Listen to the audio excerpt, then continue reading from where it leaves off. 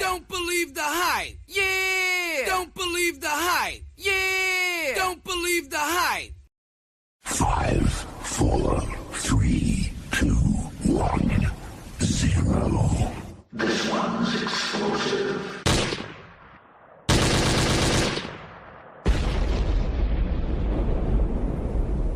Let's go.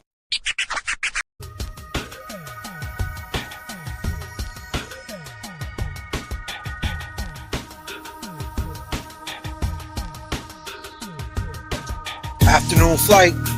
What's going on, chat? Let's get everybody up in here.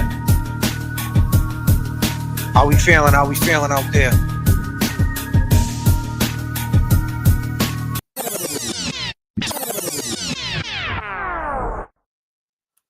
About to take you up to 39,000 feet. Let's go. Get up, get up, catch your checks and get up. Make sure you subscribe, hit the like button before you leave. Remember, join my live stream. Subscribe today. We do lives 3-4 times a week, and you'll get all the information you need. Karen Reed, free Karen Reed, at Karen Reed. Peace and love. Can we all agree that this case been fuckery from the rip, from the jump, from the start? Certainly, it's not consistent with getting hit by the car. I mean, you can't deny the science and the physics as to what would have happened if he was struck by the vehicle.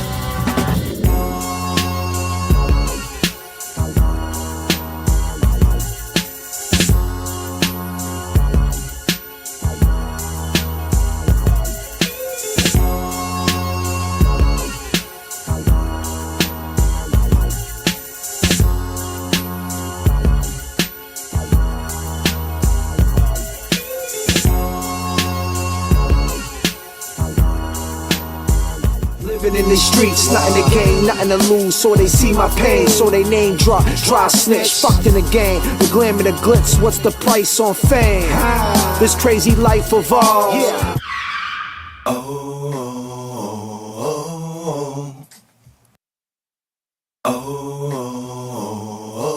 I'm running through the alley and in the alley. Hop at the second of sundown, no front from January on down to December. I'm loving the burst of the month. Wake up, wake up, it's wake up, wake up. Get up, get up, get up, catch your checks and get up.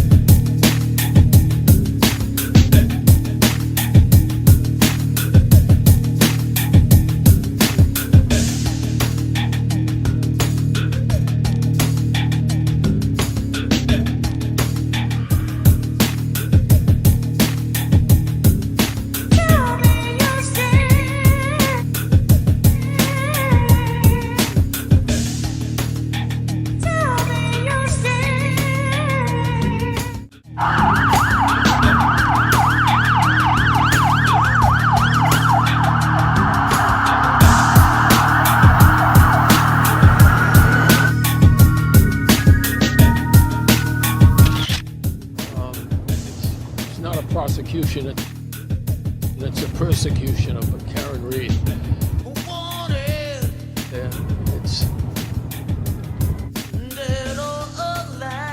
we remain hopeful.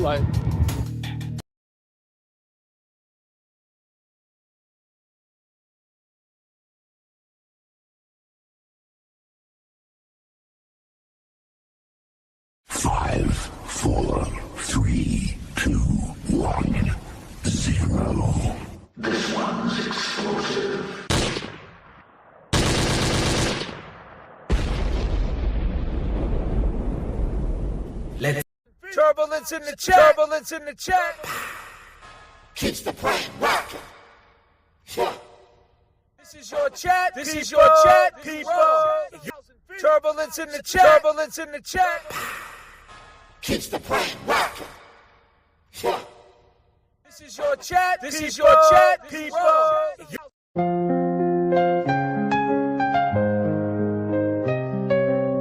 There's a place where everybody goes. It's a place not everybody knows yet. Although there could be any place at all. Day or night, it's where it's at. Making friends there in the chat. While JFK and James reenact the waterfall. And when this journey's finally at its end, we can say that all of us are friends.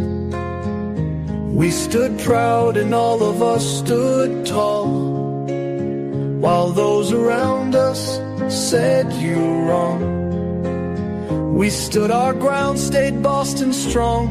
What's up, chat? How we doing? JFK and James reenactment of the waterfall. Yes.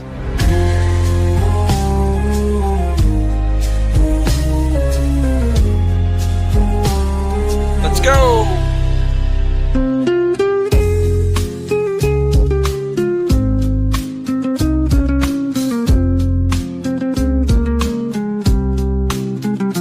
There's a place where everybody goes. Man. It's a place not everybody Thank you so much, man. knows yet. Although there could be any place at all. Day or night, it's where it's at. Making friends there in the chat. While JFK and James reenact the waterfall. Let's go, chat. And when this journey's finally at its end, we can say that all of us are friends. We stood proud and all of us stood tall, while those around us said you wrong. We stood our ground, stayed Boston strong, thanks to JFK and James' reenactment of the waterfall.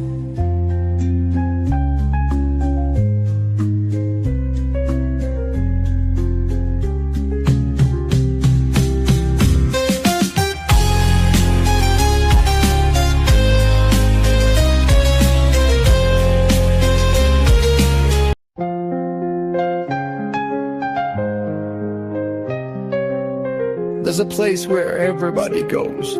It's a place not everybody knows yet. Although there could be any place at all. We are here. We are here. We got some serious turbulence in the chat. Keeps the brain rocking. Wow. This is your chat. This is your chat, people. Turbulence in the chat. Turbulence in the chat. Keeps the brain rocking. Yeah. This is your chat. This is your chat, people. Turbulence in the chat. Turbulence in the chat. Nan, thank you so much, Nan. I really appreciate that. That's so generous of you. Keep showing up, gentlemen. Yes, and we will. And we will. So how we feeling today? Nan, what's going on, girl? Hope all is well with you, girl. Nan is so generous. Tammy, Hank's witness wasn't there. No jury tomorrow. Yeah, they're going to talk about the they are going to talk about ACA tomorrow, right?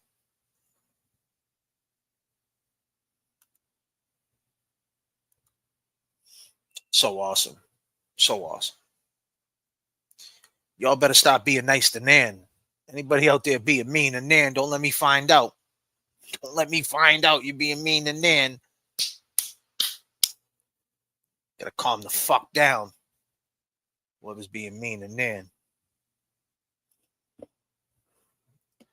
ACA couldn't fly up tomorrow. So what's the deal? What are they gonna do? They couldn't fly up? I mean, damn, they're being real pushy, huh?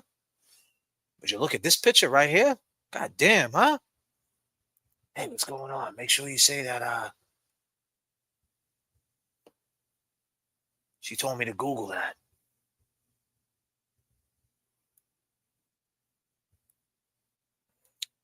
Yeah, YouTube, man, is trash, man, when it comes to notifications. Oh, they're going to 34 Fairview tomorrow. That's right. Well, how do we feel about the sound bites, ladies and gentlemen? How do we feel about that? I mean, how are we feeling about that? We talked about these sound bites and how he is. View tomorrow, and then some uneventful witnesses, I believe. Nan, I got a question for you since you're in the chat. All right, so ladies and gentlemen, I got a question for Nan. Beautiful Nan. Nice woman. I met Nan. Very nice lady. Fun woman. Great to be around. Great conversation. Very intelligent. So let's be clear. And I'm not saying that because there's a super chat up here. I'm saying that because I met her and she's a nice woman. And she's very passionate about this case, like all of us, like all the long gamers in the chat. All of us got passion for this shit.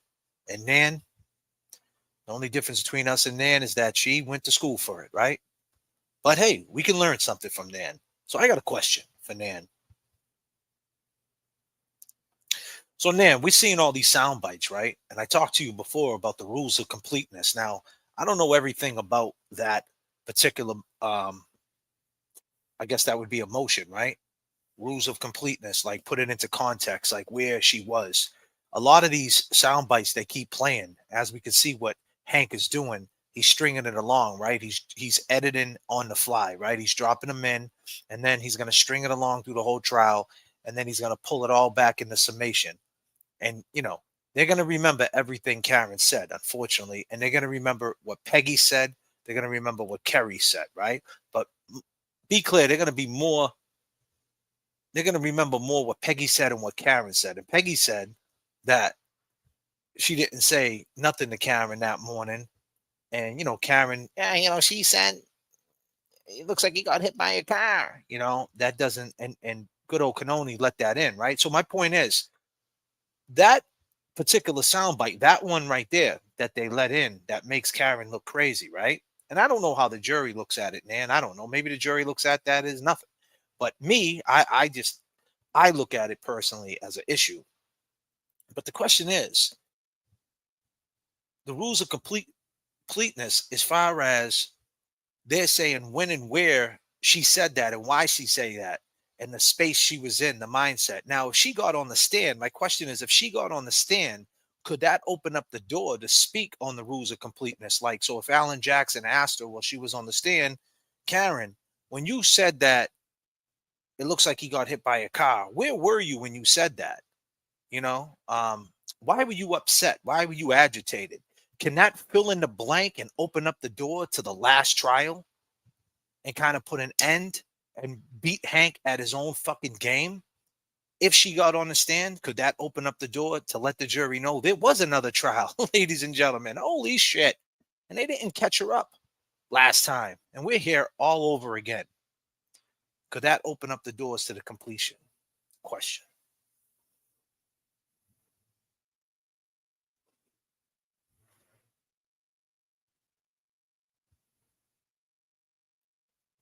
How am I looking, man? Is my StreamYard glitching or anything like that? I was having some issues with my StreamYard. The internet on StreamYard is very, very touchy. And it's actually bothers me, to be honest with you, because it's like it runs with its own algorithm, StreamYard, you know? Here we go. Answer, yes. Rules of completeness requires that the defense be given an opportunity to give context to make sure sound bites are clearer. She could get on the stand or they can play their own clips. Bingo! Holy shit! Is that something that we should be doing, Nan? Is that something that you need to talk to these people about? Because we need to get ahead of this ASAP. Because I'm not liking the way he's stringing this along. I don't like it. Because it's making, people are going to remember what she says. She's the one in the hot seat. Her name, where Karen Reed goes, people follow. And the jury's following. I feel like the jury is just going to listen to everything that she said in them clips. I could be wrong because I'm not in the Aiden Turtle Boy says they're not even paying attention to him, but I don't know about that. It's in the works. Yes. Nan. My girl Nan. Nan, if you want a link, I'll send you a link if you want to come up here. If you ain't doing nothing, you want to talk about it. Talk about what you feel. I got a link for you. I can send that to you. Let me know if you're not doing anything. We can kick it for a few. If not, we'll definitely we definitely got a long run ahead of us, so we'll definitely get it in for sure. More than once, more than twice, maybe 5, maybe 6, maybe 20 times. Who fucking knows where it stops?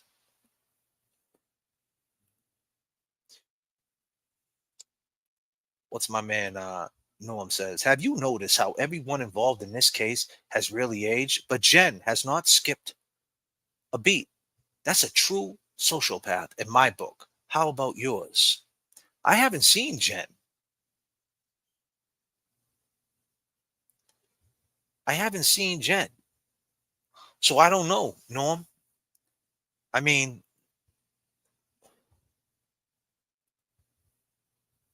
is that what's going on? She's looking good?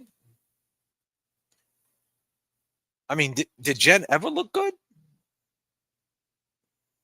What do you mean? Like she's not stressed out about it at all? Is that what you're saying, basically? Like it's not even bothering her at all? Probably not.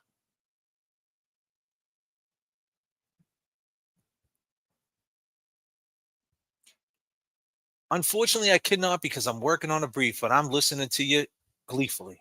That's awesome. Nan, I'll text you and we'll pick a day. You know, we'll pick a day that works around your schedule. We'll get you up here. Me, you, and James. We'll do a night flight. I figured I'd just jump on this afternoon. There's so many people, you know, jumping on covering this. So I figured I'd just, while the air was clear, jump in. But hey, I appreciate you, Nan. And if I have any more questions, you know I will be asking you. And feel free to jump in. Anything I'm saying wrong or I'm off basis with. But that rules of completeness, man, always gets me. For sure. My man Norman. So Norman, he brought this to my attention. Now let me ask Nan this once again. Nan, holy shit, I hope you're this gleeful. So I got another question, Nan. God damn, man. Yeah. I got to interrupt Nan, man. She's got probably papers stacked this high in front of her. And here I am. God damn, Nan. So I'm going to pull this up, this little image up. This is the Commonwealth's record. I know you've seen everything. My man Norman, he's in the chat. He's the his specialty is the key cycles. But he also pulled this up right here. If you look at this, Nan,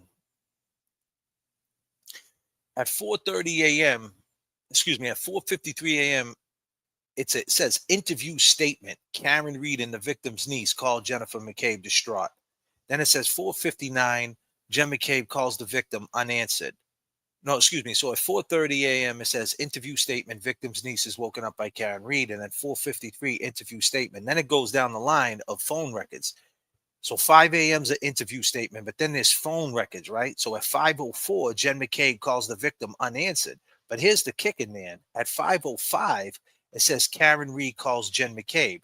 So are the interview statements, is that legit? Is that phone records? Because if it's not phone records, then that means Jen McCabe called John O'Keefe at 5:04, and Karen Reed didn't call Jen McCabe until 5:05. And that's what we were arguing yesterday. Like, so that would mean that she was looking for John at 5:04. No one knew John was missing. And at 5:05, Karen Reed called her. But are these, what's the difference between an interview statement is my question, and the searches? Is that different? Like, what is this Commonwealth of Massachusetts? Like, does that mean that's legit?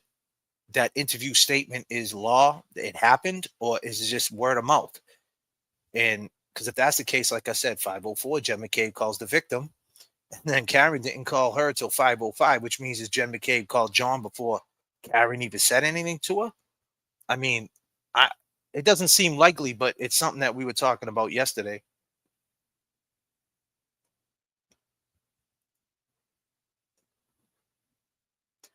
Okay. I got you. I'll send that to you.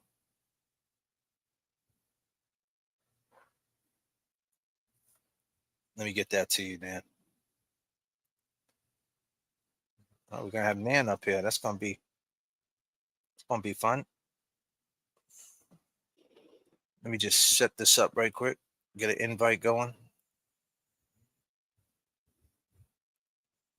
Let me do this real quick. Open up the communication logs. Doing my best here, Norm. I'm doing my best. First and foremost, people, how am I sounding out there, or how am I looking? Am I glitching or anything like that? Am I moving funny or anything like that? Let me know, because I can't see it on my end. Everything looks good. So I just want to make sure everything's looking all right. I'm looking great in yellow. Well, you know, thanks, Nexus Lexus. Appreciate that. Misty, you need to calm the fuck down. Thanks, Misty. All right, let me get this going. Let me drop this real quick. Let me drop a little JFK on you, man, while I set this up for Nan real quick. JFK. Yeah. Spending in time. Can't sleep.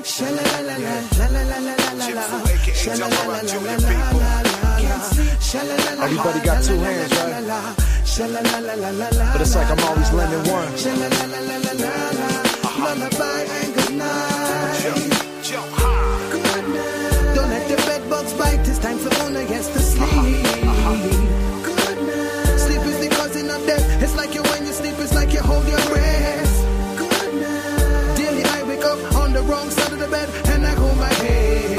Ain't no time yes for lullabies. Cause if I can't sleep, the world stays up with me. Spaces and time, so many lockdowns. Spending the time, I rendered around. They must be out their fucking mind. Insecurities messing with their maturity. Please, their energy level does nothing for me. Still on the run like Nori. And these streets be like bull sharks with the territory. It's the same story. Try to pull apart and run a change. But before you left the game, you wasn't in the right mind frame. And if I can't sleep, then the world can't sleep. Got my speakers on blast, playing fuck the police. Still DRE with my Dre beats, repping my crew. Show off. And we playing for keys. Wrote this in the terminal. Planes cold like jacket thermal. 39,000 feet with eyes that will burn you. My external looking swell. Never know you're maternal. Even if talk to ours, read your health journal. Don't let the bed bugs bite. It's time for owner yes to sleep. Good night. Sleep is the cousin of death. It's like you when you sleep. It's like you hold your breath. Good night. Daily I wake up on the wrong side of the bed and I hold my head. Ain't no time yes for lullabies. Cause if I can't sleep, the world stays up with me. Laser roast some tits, you dudes are soft in the pillows. Be with the witches at the willows, tell me where the pills go.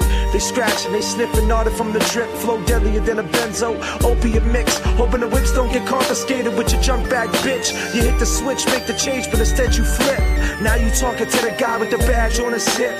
Now it's all black Crown Vicks. Try to be victorious like Big. Now in the hood, you is known as the notorious snitch. Knuckle up when the doors pop, you sweeter than Ciroc and Diddy. And once you had your city on lock, I'm like Wakefield with the knuckles, you can call me Freddie Fogg. So tick tock tock tick tock tick.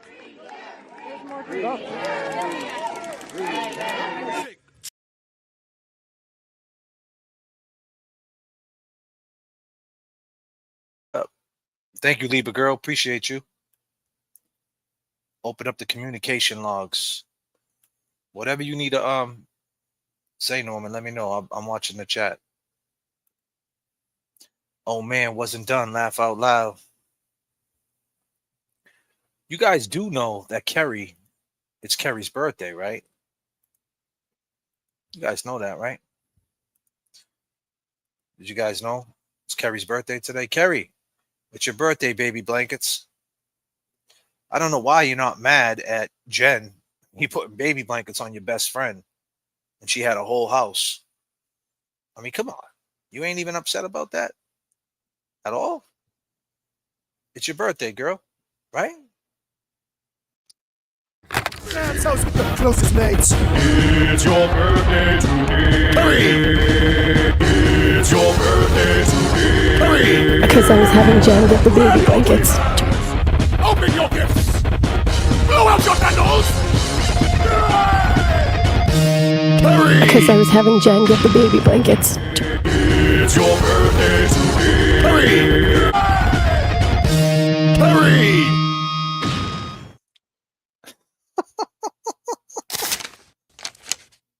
That's house with the closest mates. It's your birthday today. It's your birthday today. Because I was having Jen get the baby blankets. Open your gifts. Blow out your candles.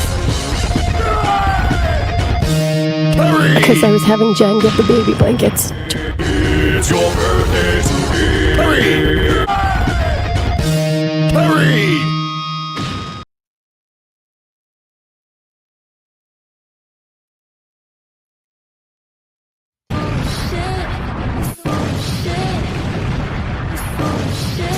You wrong. You wrong. You wrong. You wrong. You wrong. You wrong. Lost in a dream, don't know which way to go. If you were all that you seem, then baby I'm moving way too slow. I've been a fool before, wouldn't like to get my love caught in the slamming door.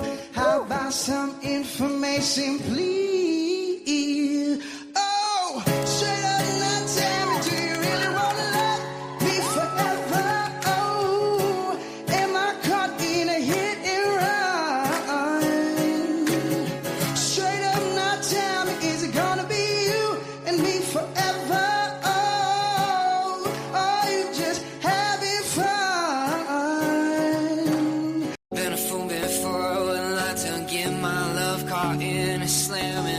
About some information, please. Straight up now, tell me, do you really wanna love me forever? Oh, oh, oh, I'll just go and hit and run. Straight up now, tell me, is it gonna be you and me together? Oh, oh, oh, are you just having fun? Yes!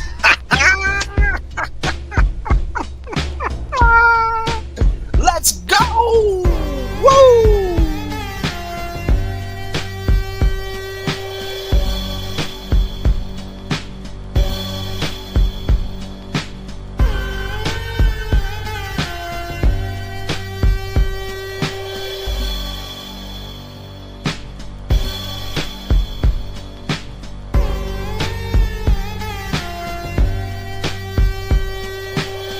Yes! Yes! Yes! Yes! You already know what it is. Down from day one. Welcome to Death Row. You're now rocking with JFK, currently flying at 39,000 feet. Y'all can put your trays up, grab your nips, grab your vapes, whatever your fucking vice might be. Walk around the cabin, stretch out, stretch out. Yeah. Calm down. If you're in the Sky Miles Club, keep that shit over there. We got kids up in the front, all the adults in the back. All right? So please, calm the fuck down. How we doing, people? We got the soundbite Hank. He's on a mission. He did. She said he got hit by a car. He played that. You would think that Canoni wouldn't let that in. Then it also played, he played the soundbite that she said, well, you know, I was drunk, but I wasn't drunk and I was drinking. This is all stuff that the jury's going to hear and they're going to believe this. So how do we counter? How do we string it along? How do we use their words against them? We can't use their testimony. We can use their testimony and transcripts, but that's not the same potency as a soundbite. You see what I'm saying? They got these sound bites. So you got to understand, if this jury is based on millennials, Gen Zs, right? What are they conditioned to? A millennial, a 30-year-old kid, a 32-year-old guy, a Gen Z, 22, 25. What are they conditioned to? Oh, they're conditioned to TikToks. They're conditioned to Reels. They're conditioned to shorts. They're conditioned to little bites. They don't watch anything in its completeness. No, they don't watch a whole JFK live stream. Fuck that. They're going to watch the short. They're going to skim through it. Everything's instant gratification. Happy birthday out the door. Merry Christmas gone. Music. That's why music ain't sounding like it used to be. So you add this to a court case, the same type of situation. Whether this was done by design with Hank, I don't know. But this is what it is. I don't know who the jury is. I can only assume it's millennials, some Gen Zs, and maybe a couple of boomers in there, or Gen X. Conditioned to short videos, more potency. What can we use against them? We can use their words against them. Of course we could. If we could use clips of the old trial against them, that would be awesome. Imagine that. Imagine we can use the old trial against them. Imagine that. Oh, we can cross them up as far as saying, hey, didn't you say in another hearing and another testimony and this and that? But does that have the same potency as the defendant who's just looking right at the camera going, yeah, I drank and, she told me this and she told me that. Who are they going to believe? Are they going to believe Peg, who said, I didn't even talk to her that morning, crying about John? Rightfully so. Sad. They're going to believe Mom Dukes, or they're going to believe Karen? Who are they going to believe? Very sneaky maneuvers. And it's not fair. I don't think it's fair. Because her intention was not in these sound bites. Her intention was to be transparent. Her intentions was to think that reversed, right? She was thinking, hey, I'm getting on these platforms and I'm just being me. Oh, and by the way, the one where I got mad saying, oh, it looked like he got hit by a car. I was on trial for my life for murder. I was upset. I had a whole day of fucking court that day. I had state troopers looking at me funny. I had Paul staring at me all day. I got Boundless Millennial on at night. I got this one talking shit, that one talking shit. And then you ask me a question like that. What do you think my reaction is going to be? Completeness. Because if the jury doesn't know any better, they're just going to think that she just randomly went on these places and just was talking like that, and it wasn't coming from anywhere. This is her side of the story. No, that's really not her side of the story. That's in a space and time telling that side of the story for the 5th, the 6th, the 7th, the 10th, the 20th time. Right, Karen? And she said it herself. I'm sick of answering this fucking question. There's no way I hit him. I mean, come on, stop asking me that. Stop it. Completeness. Cynthia, what up? Full Meltdown, what up? Jewel USA, what up? Misty, what up? Nexus, what up? Rhode Island lady, how you doing? Mary, Carrie B, how we doing, girl? Rose D, my girl. The 5 gifted JFK memberships like clockwork. Thank you, Rose D. I don't think she did it today, but that's all right. She does it every day. Jeff, what up? Nexus Lexus, what up? Sarah Clancy, what up? Super Squirrel, what up? Norman, I need a cigarette. You got a cigarette, though? Yeah, though, you got a fucking cigarette yet? I was playing Keno, doing the fucking key cycle, though. What's a fucking key cycle, though? They keep talking about these fucking key cycles, though. I don't know nothing about a fucking key cycle. I know about fucking the cycle of steroids, though. Am I fucking jacked, though?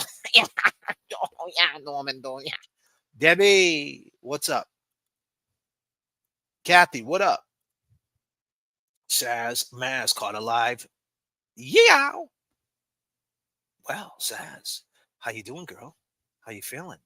Bella's mom has got it going on. I don't think the clips are that big of a deal. She didn't say anything bad, but they're playing them out of context. Yeah, to you. You don't think that because we know better. I agree. Mary B, hey, besties. Kevy Kev 781. There's a link in the box, Kevy Kev. There's a link in your inbox. Kevy Kev, message from the flight deck. There's a link in your inbox. Sorry, I just left. Let you know. Bagaluka, my girl. Just still. Hello, long gamers. I'm just running through all my people that come up in here. You know I gotta shout everybody out. Shout everybody out. Ashley, what up?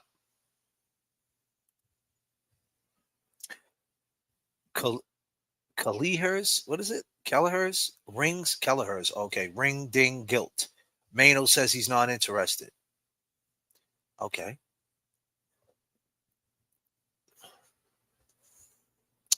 Neo, what up? He's in his field. It's going to backfire. Exactly. I mean, I would assume, right, that they're looking at this guy as a piece of shit, right? I mean, he's very annoying, like the whole talk. So, let me ask you that. Ladies and gentlemen, let me ask you this. And we know, do you know, let me tell you something about Hank. Let me play something for you guys. Let me tell you what the streets think, because this is the problem. There's a lot of people that sit behind the desk. They sit behind the desk. You know, they got it all set up. They got their green screen. They talk a lot of shit, but they don't hit the streets. They're never on the streets. That's something they don't know nothing about the streets. I go out there. I hit the streets. I bang the concrete. Check it out. 10:55, 11 o'clock, they walk in the bar. 11:32, Higgins texts I'm well. From 11:47 to 11:55, you guys are peacocking, and then there's a kiss. Then at 11:58, they're heel toe. John says, come on. Then Chris A, yeah, clean Chris A. Said you was on a diet. Why would you drink 200 calories right before you're gonna go to sleep? Your wife wasn't there. Why'd you stay there with John? Because you were telling him, my bad, man. You're a pizza man. And you manhandled an ATF agent. Funny how that works out. Then at 12:20, right, Kevin from South Boston? You texted, you coming here. By 12:32, the phone is down. We drove through the North End and we were talking to people. Right there, we was in the 96 and we were driving around asking, is Kara Reed guilty or not guilty? Check it out. Live from the North End. I don't know what the fuck you're talking about. The Karen Reed case.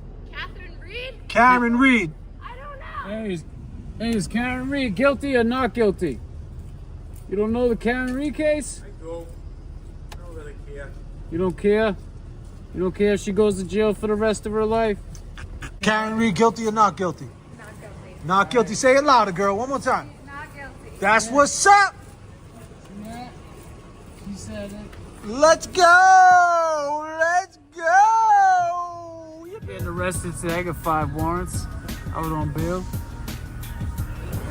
Is Karen Reed guilty or not guilty? Not guilty. What? Not guilty. She's not guilty. Say it louder. Free Karen Reed. Read, like the book. Karen Reed. You only get tried once. Oh, not in Massachusetts. They cannot try you twice for the same. No disclaimer. Welcome to Massachusetts, I man. can't do it. Once and he's missing. No. It's done. You would think that. You would think that. Oh, Karen Reed. Yes. Karen Reed, brother. Thank you. You ever get a free Karen Reed? Free Karen Reed.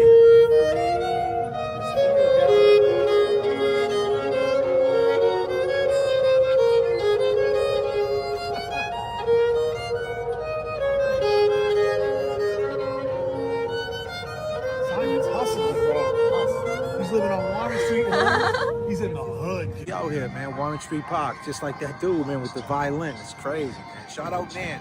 James, what up?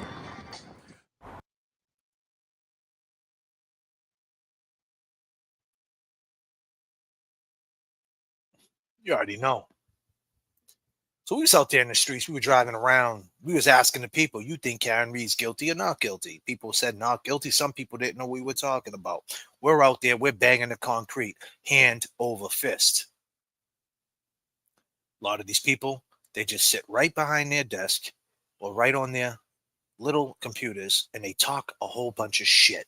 And that's what it comes down to. They're not asking the people. And that's the problem. Because we all have these broad opinions, us long gamers. We know this whole case inside and out. There's nothing we don't know. But when it goes into that courtroom, it gets dark, man. And everything is a way big deal. Everything's a bigger deal. So the sound bites that, I forget who said that, I don't think they're a big deal. I agree. They don't seem like a big deal. because there's no confession, there's no nothing. She didn't say she hit him. It's not like in one of these sound bites she says, yeah, I hit him and I ran him over and I left. That never came out of her mouth, right? So that would be the smoking gun. But everything's much bigger in the courtroom. Everything's amplified. You got a judge there. You got a DA there. You got the jury. You got the people. People are in suits, you know, Old Spice in the air, old law holding you. It's in God's hands with a creed overview. Too many suckers pulling, not enough pushing. Feeling like Guru driving Boston to Brooklyn. Got shot twice, survived, but the cancer took him. Damn.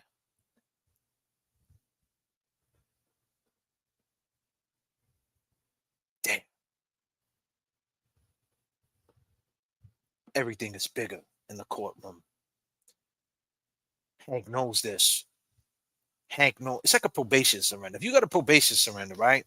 Like back in the day, people got put on probation, right? One of my boys was a graffiti artist. He wrote on walls. Some people say it was graffiti and it was bad. Other people called it art. Some of the stuff he did was art. Put in a lot of time.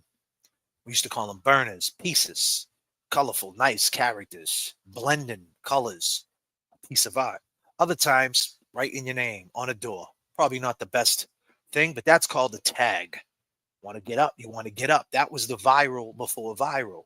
That was the mystique behind the tag. Who is the man behind the tag? You would never show your name. You have a tag. If your name was like one of my guys, his name's Realm. Who's Realm? Who is that guy? You know, they start traveling Maryland, Washington, all the way down to Florida, Georgia, Philly, all the way down. Who is that guy? The mystique. But it was a tag. They didn't care about the piece, the whole story. The tag was to get the awareness. The tag was to get the awareness of that I'm getting up, that I'm about this. This is what I do. But that tag, I want to get you the awareness of who I am so y'all can check out my pieces and know that I'm an artist. Not only can I just tag real nice and put my name fancy and some nice writing and a nice font. No. I got a Bible. They called it a Bible. And I got all my pieces in there and all my burners, all the nice stuff. I want you to judge me on that.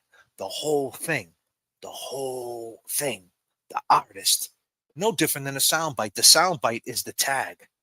The story is the piece. The story is the burner. But the tag is what gets the attention. The tag is what's looked at as bad. The soundbite looked at as bad. And they're not letting you know the whole piece. They're shutting that down. They're not letting you know the whole artist, the whole story. And it gets amplified. So you're on probation. You get caught tagging. He wrote on a wall. Probation officer of the court, everybody's making a big deal about it. Oh, he's on probation. He did this. He wrote on the wall. Put him in jail. The judge is there. Everybody calm down. Boom. Recommendation of bail over a fucking tag dudes went to jail for. When you really think about it, they could have been doing so much worse. The kids tagging, growing up in the 80s and the 90s, even still to now, that probably stopped them from doing drugs, stealing, all types of stuff. They're probably guilty of stealing spray paint at the art stores, but hey, could be worse. This is what you learn. It's one of the elements, right? Graffiti, hip-hop, graffiti, DJing, MCing, breakdancing. Wow, there's a silent. Oh, there is a silent element in hip-hop, in the culture, in the whole street culture. If that's a good way to put it. It's called crime. Because we didn't know graffiti was a crime, did we? We just thought it was cool until they put the fucking handcuffs on us. And then that was the trauma. And then that just started spiraling people out of control. So without jumping off the rails, my point is everything is bigger in the courtroom. Even it's as simple as someone taking a marker and writing their name. If you got caught doing it and you go in front of a judge, he's not going to look at it like everybody in this chat. He just wrote on a wall. You can paint it. He didn't kill nobody. The judge ain't looking at it like that. That's a crime. You're in trouble. You're in my court. That soundbite, them sound bites are looking a lot bigger. Sounding a lot bigger than what they really are, right? So complete it. Complete it. The whole story. Why are they tagging? Why are they doing this? because it's getting them out of trouble. They don't care about that. You tag, that's it. You said the sound bite, that's it. We don't want to hear nothing else. That's not fair. And that's not fair.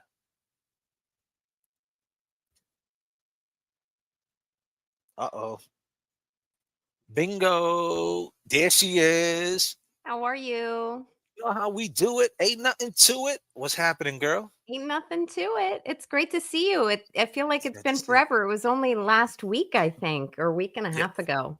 Yeah, it was like 2 weeks ago. Yeah, I gotta 2 turn weeks. my volume up. Give me 1 second. I didn't Absolutely. fully set up. Take your time. Take your time. Okay, much better. Now I can hear that beautiful voice. Absolutely.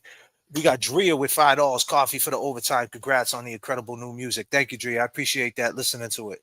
I got a new album out, man, called Mind Games. I dropped a video for it. It's inspired by the Commonwealth, you know, the corruption and all that. They're playing a mind games for sure. That's awesome. When I was after I said I was coming on, you were playing a song, and now I don't remember which one it was. It was a cover song. Straight up now, tell me. Yes. Can you please send that to me? That is amazing. I love it. I've never heard that before. I've never heard that cover. Well, you know, the thing about that song is caught up in the hit and run. It's like, you know, it's perfect for this whole thing because she's caught up legit in the hit and run, right? And you and I are a similar age, so that original song was very popular when we were younger. So oh, that wasn't out when we were younger. We're 30 years old. What do you mean? We learned that from the internet. Exactly. So where's James? Man, James creeping and crawling somewhere. I love it. I love James it. James is at the north end sticking polos in the bag. Oh man. No, I'm happy. I was happy to be able to hop on. I've been working on work. That's how I make money to pay donos. But I was, once I saw you had some questions, I always reach out, and if I can hop on, I will. It's so great to catch a live during the day. Yeah, I said that when last time we talked. I said I'm gonna I hit James up. I was trying to do it on his page so he could get the love on his page because that's what that was the mode, the layover, do it during the day on his page, and then at night take the flight, and but we couldn't do that today. But we're gonna pick it up. We're gonna figure it out. We just gotta schedules and all that. But I figured I'll jump on because everybody's going so hard with this. Everybody's got an opinion. So I'm happy that I got you on. I really appreciate that you took your time. I really appreciate your time. Oh, it's my pleasure. You're gonna pay me one way though. When I hop off, you got to play some Stevie B for me. Oh, I got you. Yeah, You already know. I need some Stevie B. We're gonna take it up to 39,000 for sure. For sure. You already know. So when you and I spoke last week, I think it was last week, I've lost track of time, and you were talking to me about the rules of completeness, and I was like, wow, you are spot on with your instincts and the way you are looking into this case. So let me be clear though. I got a guy named Jimmy T. He's my jailhouse lawyer, right? We knew each other for 35 years. And he was the type of kid, he's been in trouble. He's a good kid, great kid, but he had a rough life. He had probably a rougher life. If he's watching, Jimmy, what's up? I don't mean, I'm being real here. Yeah, Jimmy T. So Jimmy T, he had a rough life with his parenting and all that stuff. And I met up with him probably like 87, 86. And we did the juvenile thing together and all that.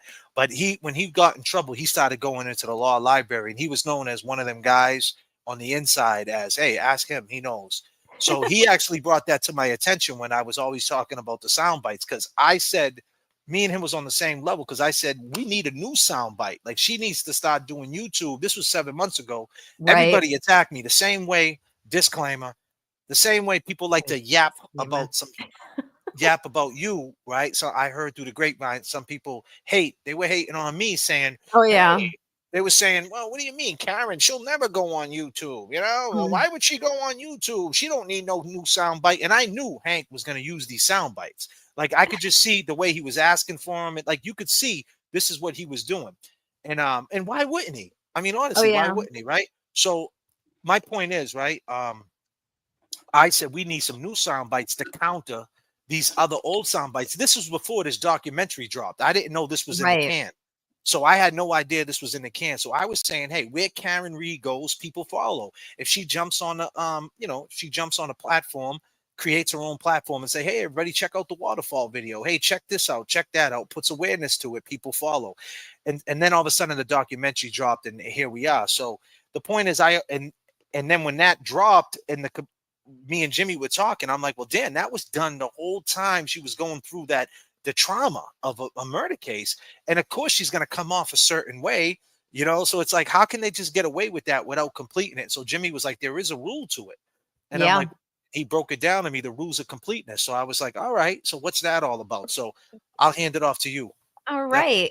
So the rules of completeness are essentially when there's some type of recording or piece of evidence that's brought into a trial by one side. So in this case, the Commonwealth, the rules of evidence and therefore the rules of completeness allow the other side, the adverse party, which would be Karen's team, Karen's defense, to bring in context. They're allowed then to bring in anything that was edited out.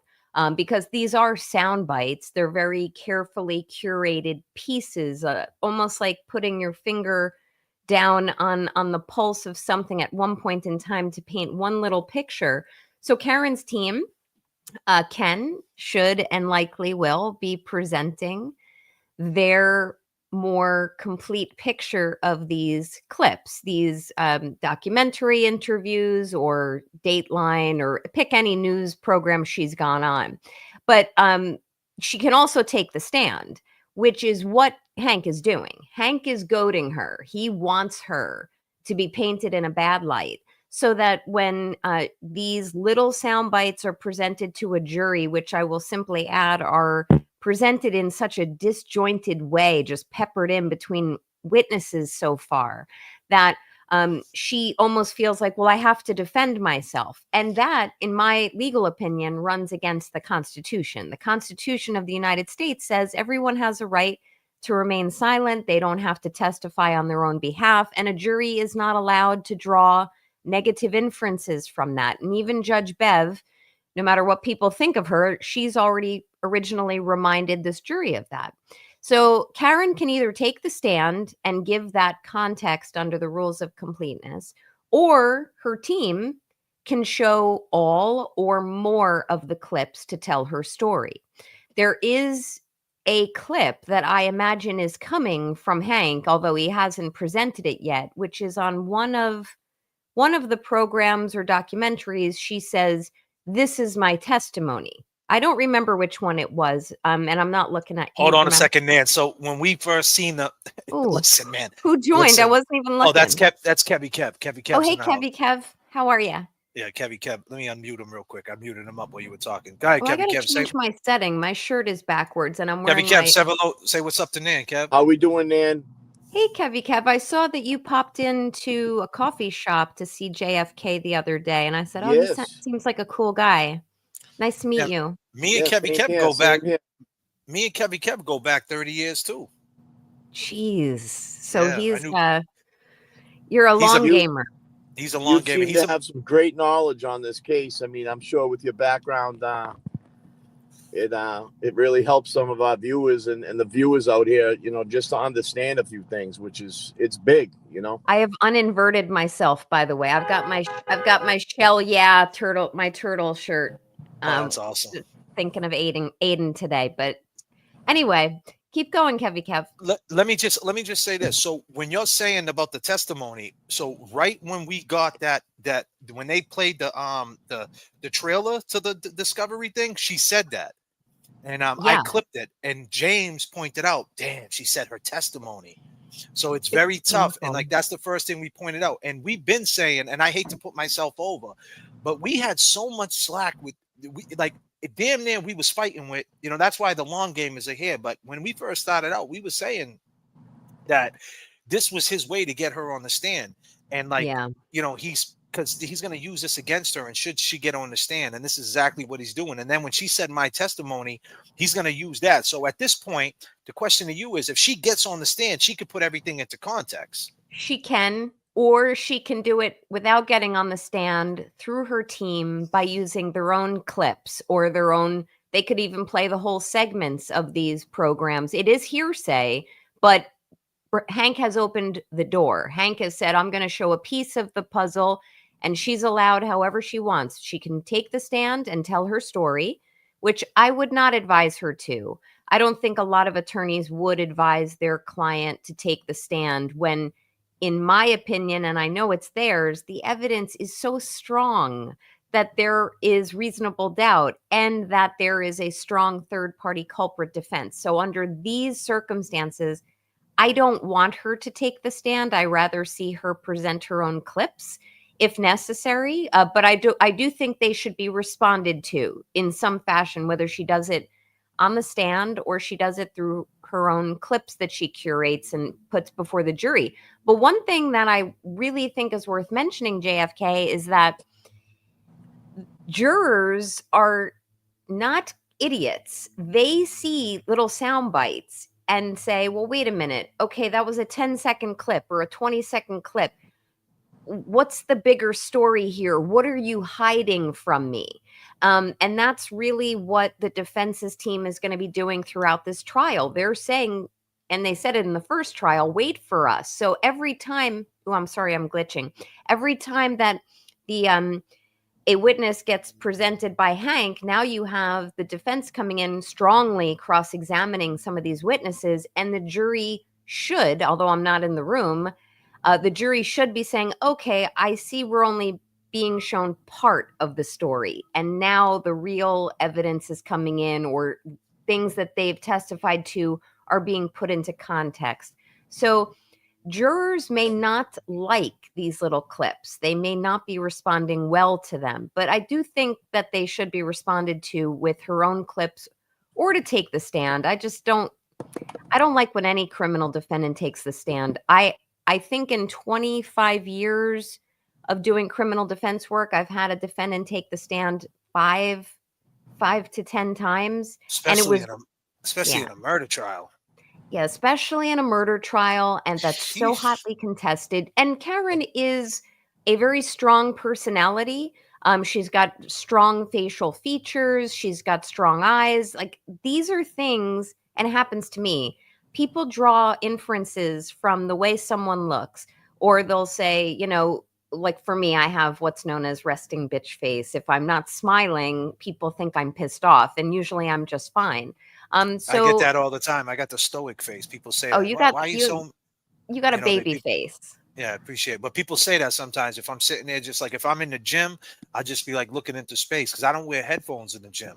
So like I'm like old school. I just don't wear headphones. So in between sets, like I kind of put my hand somewhere and I just look, and I try not to look at anybody, right? And then like a couple times people come up to me, "Why are you so mad?" I'm like, "I'm not mad, bro. I'm just waiting. I'm just waiting to get that next set in, my brother." Well, wait, are you telling me you don't listen to music when you're at the gym?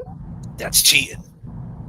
Really? Okay. To me it is because like I need to listen to my own head. You know what I mean? I need to listen to, damn, Nan said this. I need to transfer that. Then I need to remember this verse. Then I got to remember what Kev said. Like my brain, I try to get all my thoughts in, and then okay, now it's set time. All right, I'm taking it out on the weights. Just remember this, ladies watching. JFK just admitted on the air that he thinks about what Nan says when he's at the gym. You already know that about you. You already know. Yeah, you already know. I mean, because I try to be like, have integrity in this and try to not just say anything.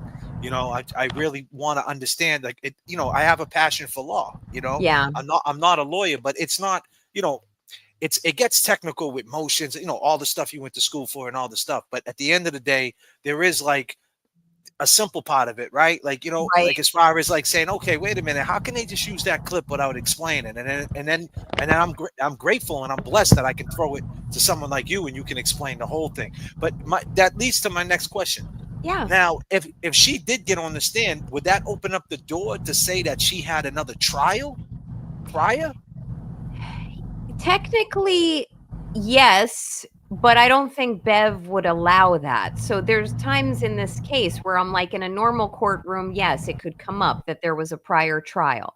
But Judge Bev probably won't allow that. In fact, I saw it yesterday where I think it was Alan Jackson questioning one of the witnesses, and he said, and you testified this way in another proceeding. So technically it should come in, it should be referenced, but Bev probably won't allow it. But what does happen is any witness is allowed to be impeached by their prior testimony. In fact, who was it this morning? Yannetti was going hard at someone. Yeah, the guy, he's one of the firefighters. I forget his Yeah, I name. can't think of his last name, but Yannetti brought the fire this morning, and he was mad. He was fantastic, really. And when he did, he's like, okay, but you testified this way in 3 different proceedings. And it was the grand jury, and then it was the federal court proceeding, and then it was another proceeding. So he brought it in. So you can't really, I can't project that Bev is going to allow anyone to reference that there was a mistrial. You can't say that to a jury. That is actually potentially grounds for a new mistrial. If you tell them that another jury couldn't reach a decision. But you can, and I think it's a gift that there's prior testimony just from a year prior or a year to 11 months prior that is already showing to be directly in conflict with some of the shit coming out by now. Yeah, because that guy turned around. He said that, he said that, she said he was out in the cold for a long time. But in the prior testimony, he said it was a question. Like, if he was out in the cold for a long time, right? And that's what she said. She didn't say, he was out in the cold. And he tried to say this time, that's what she said. Like, she said, he was out in the cold, to make it seem like she knew he was out there, which is messed up. And that little twist of words right there is a big deal. Yeah, and that's such a great point, because these little twists of words, you heard it with Kerry Roberts, you heard it with the firefighter, whatever his name is, from first thing this morning. There's been, and I don't have notes prepared just because this was on the fly, but there's been times already where these little subtle twists of words are going to make all the difference in whether a jury believes them as credible, and then makes me think with wholehearted certainty that it is a blessing that the defense asked for the smaller courtroom a year ago. And it is a small courtroom, but it allows in this courtroom the jury to see their faces, as opposed to the big courtroom, which is really messed up in its setup. They're going to be able to look and see if these little differences mean something. I am also very confident that Jen McCabe is going to have a very hard time reconciling her prior testimonies, her prior witness statements, her timeline, and Kerry Roberts' new testimony. So these are the moments I can only, I don't mean to make light of what Karen's going through, but as a criminal defense attorney, these are moments that we see but once in a lifetime, because it's a convergence of impeachment, rules of evidence, witness credibility, excellent lawyering, and it all is converging into one. And then you throw in Aidan Carney's reporting when he's either in, or if he's home streaming when he's not allowed in the courtroom. All of this converging is magic to someone like me with a legal education, because it really is it's like the Super Bowl. So I hope our team wins, and I think we will, because what has been presented thus far has been an absolute disappointment to the Commonwealth, despite what trolls seem to think. I see they're using a lot more AJ too. Like, I feel like the matchup, like they're going with, because AJ got that, it's matchups, right? Too. Like, I would assume it's matchups, with this guy, Hank Brennan, the way he's the way he thinks he's that guy. And don't get me wrong, Yannetti does it. And, Yannetti was on fire today, he had that, sir, he's nice about it, but he's not nice about it. Well, he's kind of got like that grandfather thing to him. Like, you know what I mean? Like that old man, and he's not an old man. Be clear, disclaimer. I'm just saying, like, to me, it seems like Yannetti will slap you and you'll fall to the ground. Like, he's got that type of power to him, and like, he doesn't have to scream or yell. Like, but then like AJ's more fierce and fiery, and slick. He's so slick. Yeah. What did he say about the pregnant thing? Did you catch that? Yeah, Kerry? yeah. So she was saying, did you catch it or you? Oh, I yeah. caught it, but I didn't know exactly what he said, the context of it. So what Kerry Roberts was getting at was something to the effect of like, I didn't fully hear the question that was asked of me back in the grand jury proceedings, so therefore I gave like a partial, technically inaccurate or untruthful statement. And he's like, you can't be partially pregnant. You're either pregnant or you're not. What he means is you either lied or you didn't lie. He was trying to peg her down. I think I nailed the right context for that. He basically wanted her to concede that you can't get out of the fact that I just nailed you on perjury. And she did perjure herself. So you can't have these kind of shades of truth. And it really ended poorly for her. So yeah, she's not partially pregnant. She's not partially lying. She's not technically lying. She lied. I hope she got herself a lawyer because this is something she should be very concerned about. James Jackson just checked in. He said, hey, Nan, keep that co-pilot seat warm for me. James Jackson, everybody in the chat. Since we got Nan in here, right? We do something on this right here. And got Nan, we do this for all our guests. We don't have guests all the time, but when we do it like this. Ladies and gentlemen in the chat, we got 385 people on the 777. I'm your pilot, JFK. Got co-pilot on the deck tonight. On the flight deck with me tonight is only Nan, my girl. And I got my boy Kev on the backup just in case we fall asleep.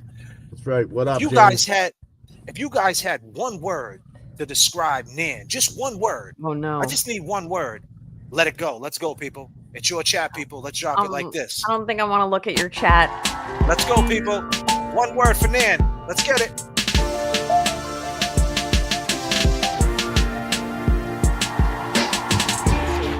Oh my God.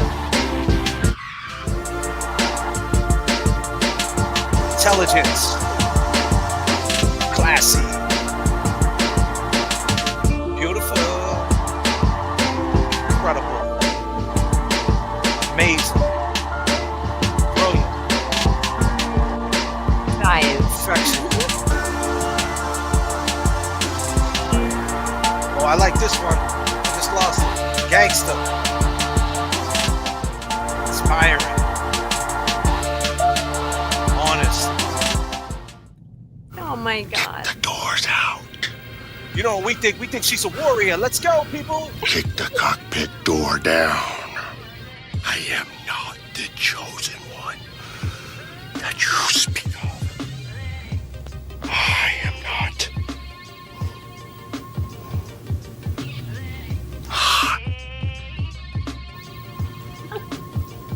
The only one.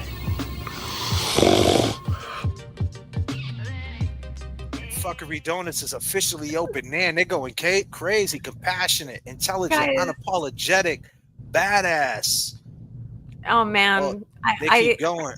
I Charming. thank you all for saying those Beautiful. nice things. I've gotten some feedback recently, which I did not like taking to heart. So that means a lot to me. Thank you. Humble. I'm putting them all up on the screen, man. You deserve it. You deserve it. JFK, you're killing me, guys. He has such a tender heart. Like seriously, it's wonderful. And you were so chivalrous to me in the North End, like the other night. It was wonderful. Oh, we had a great time, man. Me, you, and James. You know, my co-pilot James. Shout out to my boy James Jackson, my co-pilot. You know, that's what we do, man. We just wanted to take you out, you know, and just show you around and just keep it like this is what we do, right? Like, and I'm sure if we went around your way, it would be the same type of deal. It just is what it is, just to have fun. And the North End is fun. And that night was crazy, right? Because it was like a Monday night. It was a Monday night. It was like 65 degrees. It felt like 70 out or something. The place was popping. It was great. Everybody was outside. I'm like, what the? I didn't even know what was going on. Yeah, why is everybody outside?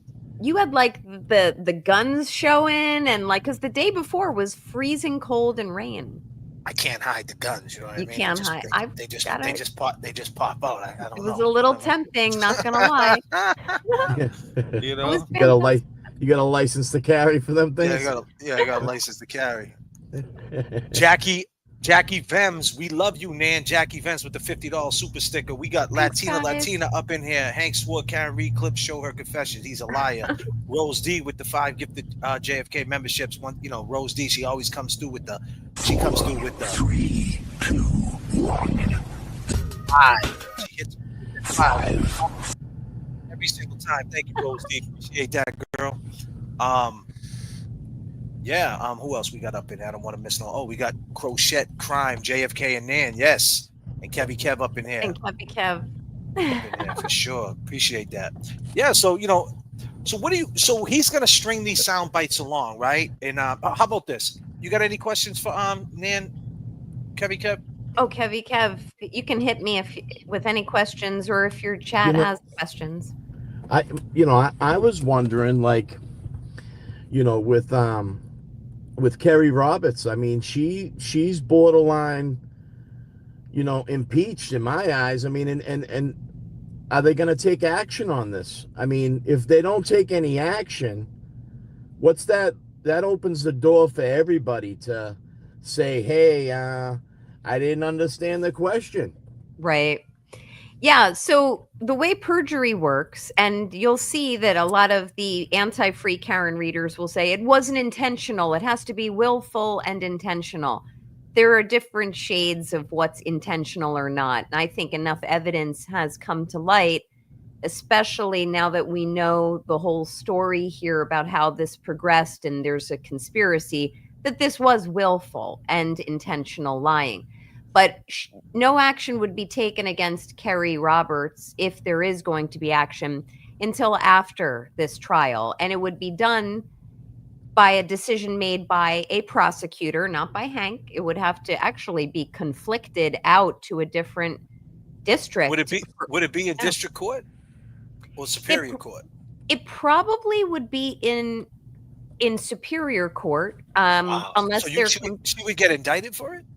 Possibly, yeah. The way it works with unlicensed in New Jersey, New York, DC. 5 years. I think it's 5 years, JFK. Jeez, God damn, I didn't know that. See, breaking news. news. Like I heard somebody else mention that Montgomery case. Remember the Montgomery case up in New Hampshire?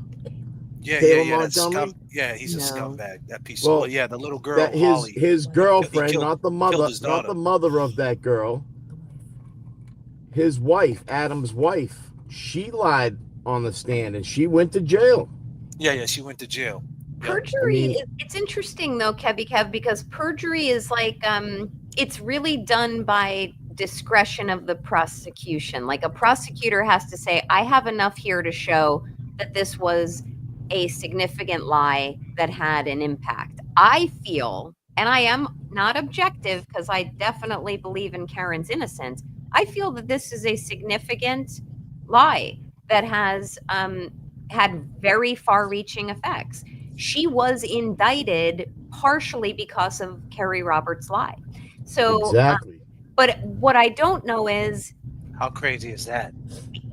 Thinking about it, I don't know if another prosecutor from a different district, it can't be Michael Morrissey, but I don't know if another prosecutor is going to have the guts to say, you know what, I got to prosecute this, because a lot of perjury goes non-prosecuted.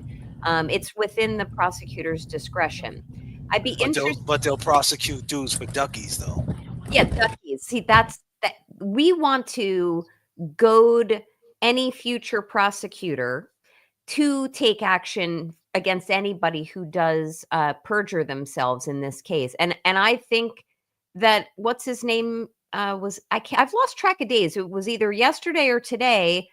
Not all, or maybe it was Monday. Whatever day it was this week. Nuttall, whatever his name is. Yeah, Nuttall. He perjured himself. There's no way. Perfect name for him.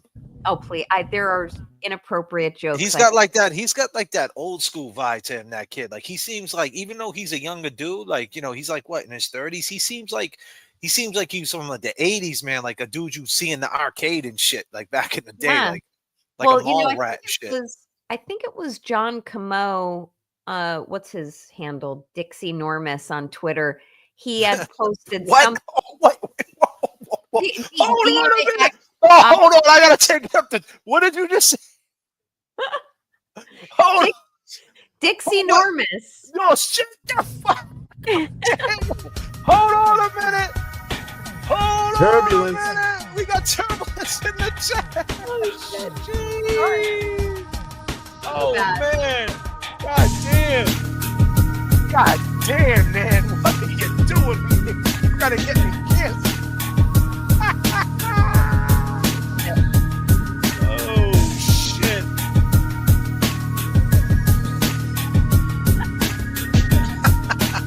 Let's drop it like this for Nan. Oh, yeah. Let's go. You already know, yo. Let's go. We got Nan up in here. Put your peace signs up right now for Nan's up in here. Everybody, peace signs up. Free guarantee. Let's go. I want to see them peace signs up. Got Kevy Kev up here. Peace signs up. You're now rocking with the best. I remember when we first started. You came to me and you were broken hearted. Nice. Ramble and Rome, what up? Roseanne, what up?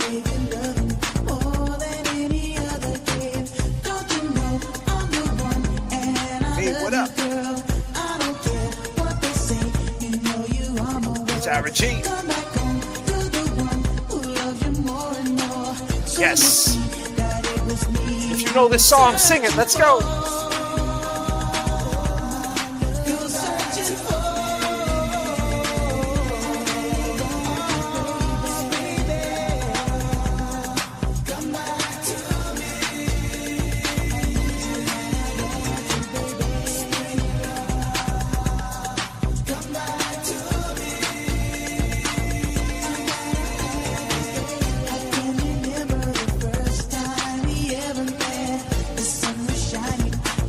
We're working too. Yeah. I mean, my man had to run across 3 lanes. I love it. Yes. It's so awesome. Normally I'm listening to you like dancing in my kitchen, and here I am dancing in front of a webcam. Absolutely. That's what we do, man. We got to open up. We got to open it up. You know what I mean? Open it up. That's so sweet, guys. Thanks for all the peace signs. But if I'll just say John Camo's ex. I won't use his handle. Yes. I saw him. Damn. I saw him post something earlier about he compared or reposted Nuttall's testimony from 2020. Nuttall? Name these people. You got to calm the fuck down. If I get you demonetized, I gave you a dono earlier. Maybe that'll make up for it. But anyway, we're all good. He compared 2024 testimony to 2025 for that particular individual, and it was like I hit him versus I hit him. It was unbelievable. Like the lies, you will all see it. Lies of a lot of these witnesses are going to get much more detailed on little stupid issues. And they're going to be much more, I use the word grandiose. So when someone is lying and they want to double down, they start getting like really detailed and really explanatory. And you're going to start seeing that. I already have a handful of occasions where I've seen witnesses thus far make stuff up. And I'm like, what are they doing? If you lie about stupid stuff, then are you definitely lying about the big stuff? You absolutely are. And I am not alone, but I, for a living, have a bull. Wait, I don't know if I can curse on your show. I have a BS. Right, you can say whatever. You can say whatever you want. I have a bullshit detector that's, by trade. That's my job. I interrogate people. I question them. I cross-examine them. I prep my clients for the same. And I can tell just in the way these witnesses are answering questions that they've been over-prepped. They're trying to over-prep themselves. They're reviewing their old transcripts from multiple proceedings, and they're going to get caught up. So it's going to be fun. Right. We got Latina. If Karen Reed hit John O, Kerry would have been material of John's shirt on the taillight. Kerry would have seen blood. Exactly. Like she didn't see no taillights. She seen the phone on the ground. She didn't see no tail. She never testified. Yeah, I seen a piece of taillight. It's supposed to be 42 pieces of taillight. And another thing with the big thing that I'm saying is, right, about this Kerry thing is that she testified the same way they're stringing along Like, I feel this is what Hank's doing every time he's like editing on the fly. Because we all know, like, I'm a writer. I do the MC and the rap and the whole thing, movie scripts. Your man does it all, right? But the point is that when I write, I try to make a beginning, a middle, and the end. Now, the same thing being a lawyer, when you're up against a trial, you have to write, you're editing. Writing is a form of editing, right? So he's using the videos as clips. So he's editing on the fly. He's inserting, and he did it slick too, because he started off big with the moms, Peggy, and he's gonna, at the end in the summation, he's gonna bring it all the way back to Peggy, and people are gonna remember Peggy. You know what I mean? They're gonna say, and then he's gonna say, hey, Peggy said that morning she didn't say nothing, and remember that soundbite, and I don't know if he can play it again. He can. He might play it again. That, she said hit by the car, and she said she never hit him. Like, who do you believe? I mean, at that point, you would assume they would believe the mother, because she's the victim, she's crying. So he's smart that the way he's stringing along, and at the end, he's going to try to put it all together.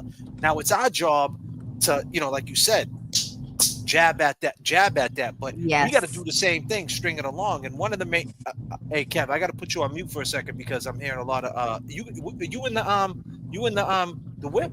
The old whip? I'm in the Cessna. No, man. Oh, you're in the Cessna? No, okay. I'm in the Cessna.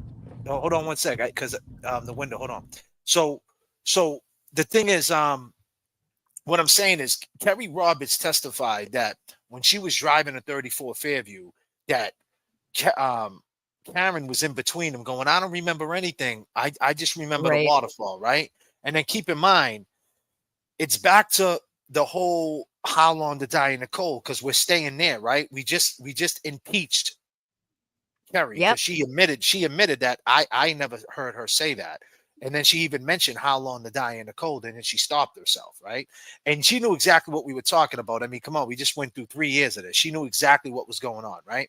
But the point is that now we have to prove how diabolical, or let them know how diabolical Karen really is, because Kerry is basically, she's anybody's witness, right? Because Jen manipulated Kerry and manipulated Karen, because keep in mind, Karen was in between I don't remember nothing, the waterfall.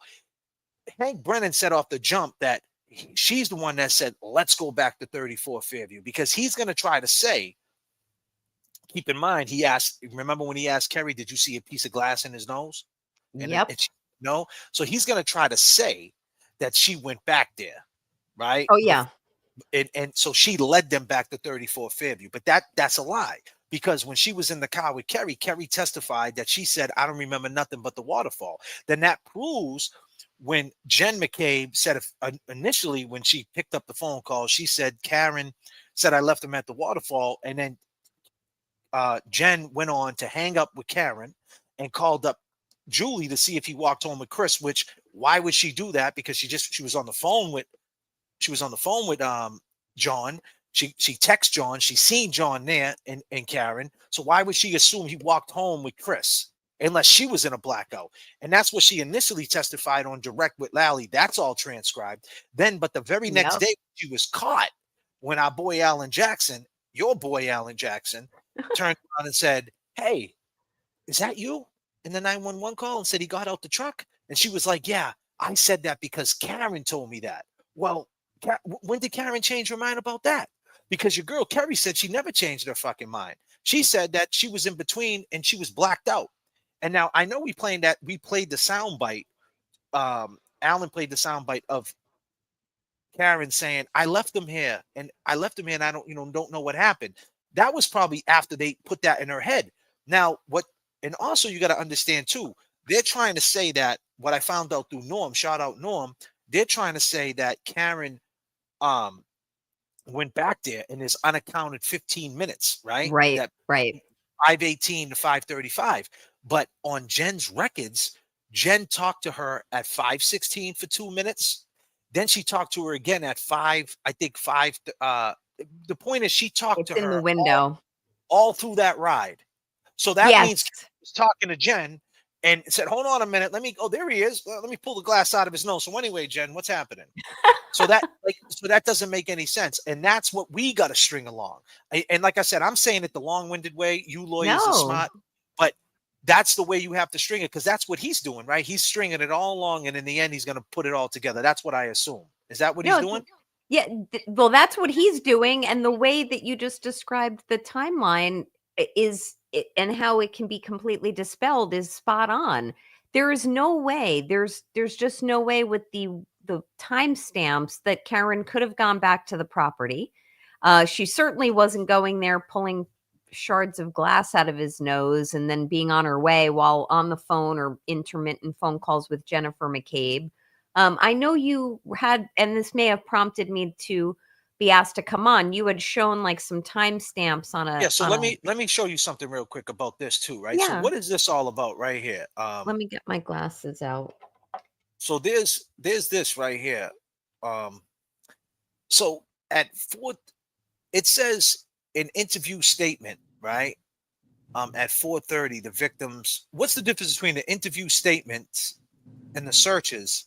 So is them interview statements law, or they just statements that hearsay? Because what I'm saying is one of them's phone records and one of them says interview statements, which would be juvenile. But if that's the case, let's just say the interview statement is just someone yapping and it's not officially data, then that would mean this is what we talked about yesterday. That would mean that Jen McCabe at 5:04, Jen McCabe called the victim, and then Karen didn't call her until 5:05, which means is if that's hearsay prior to that text, Right. then she would have called the victim before she would have knew he was missing. Exactly. What is the source of this document, JFK? Where did you get this? Do you even know? Hold on a minute there. You're asking. Whoop, whoop. You're gonna get me arrested. Oh, okay. You Nah, don't have to answer. No. My man Norm sent it to me. So I got this guy named Norm. He's part of my rotation. Norm, where you at, bro? Jump. He Norman last night said that it was a public document. He went on it's straight from the county courts. website. This is what Norman said right here. He's right here. The Commonwealth website, Norman. Oh, Corey. thank you, Norm. Yeah, the reason I was asked. So my question to you, Nan, is right because you probably seen something similar to this before. What is the difference between the interview statement? Because me and Norm talked last night. We were saying that's just like basically them talking. That's not data, and we're saying the next one is data. So if that's not data, at 5:04, she called the victim before Karen called her. Yes, I agree with what you and Norm were talking about last night. I think an interview statement is not data. I think, and that's why I asked where this document came from, because that second column there that shows, interviews, statement, or searches, deleted data. I'm wondering who characterized it as that. Like if you told me I got this off of Sleuthy Goosey's X page and she made that type of nomenclature, I would have said, well, that do you know Sleuthy? You should follow her if you guys don't follow her. It just sounded crazy. I was laughing. Sleuthy Goosey, she's got a whole Google Drive on this case on her her X. But I do feel so. That What are you saying, Nan? Are you saying that it's possible that the 453, the interview statement, is just hearsay, and the rest is law, meaning like official, and that if that's the case, then she called John O'Keefe at 5:04, and Karen didn't call her till 5:05, which means that she called John O'Keefe before Karen called saying she was missing. That he was is missing. That and is my read. If that's the case, then what are we talking about?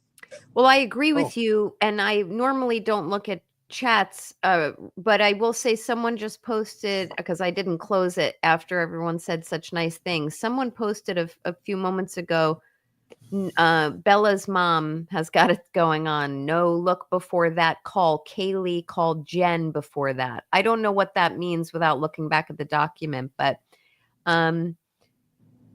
anyway, I think this is all ridiculous because that document reads the way to me that it reads to you.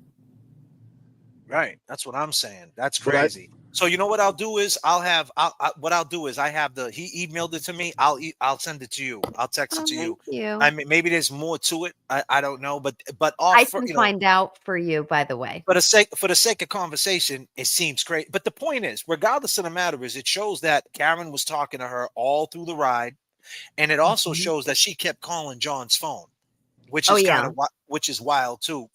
Jen kept calling Karen's phone. I mean, And the victim's phone. So that's correct. And Jen's phone is going to get her in trouble while she was at the Albert residence during the time period that John allegedly went in, and or Karen allegedly was in front of the house with John and allegedly struck John.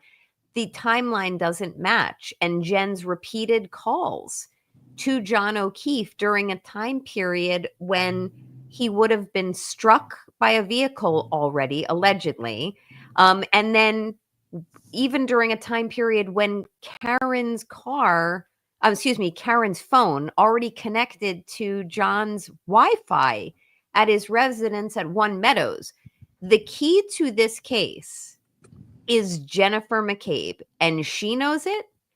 Hank knows it. Lally knows it. It's her phone and her data. So every single thing that Jen has done has tainted this case. So when we talk about third-party culprits, Higgy and Brian Albert, I feel personally, and this is my opinion, I feel personally the more dangerous character in this whole story is Jennifer McCabe. Because now, in listening to Kerry Roberts' cross-examination, You're wrong. and her concessions during her testimony yesterday, now that I've heard all of it, I know that Jennifer McCabe influenced Kerry Roberts. I'm not saying Kerry's a perfect actor, and she's done nothing wrong, but she has. I mean, she had it's Kerry's birthday, right? Did you know that? Happy birthday to you. I hope you're spending it calling an attorney. Yeah, check it out. She sent me a video. Check it out. That's with the closest mates. It's your birthday today. It's your birthday today. Because I was having Jen get the baby blankets. Open your gifts. Blow out your candles. Because I was having Jen get the baby blankets. It's your birthday today.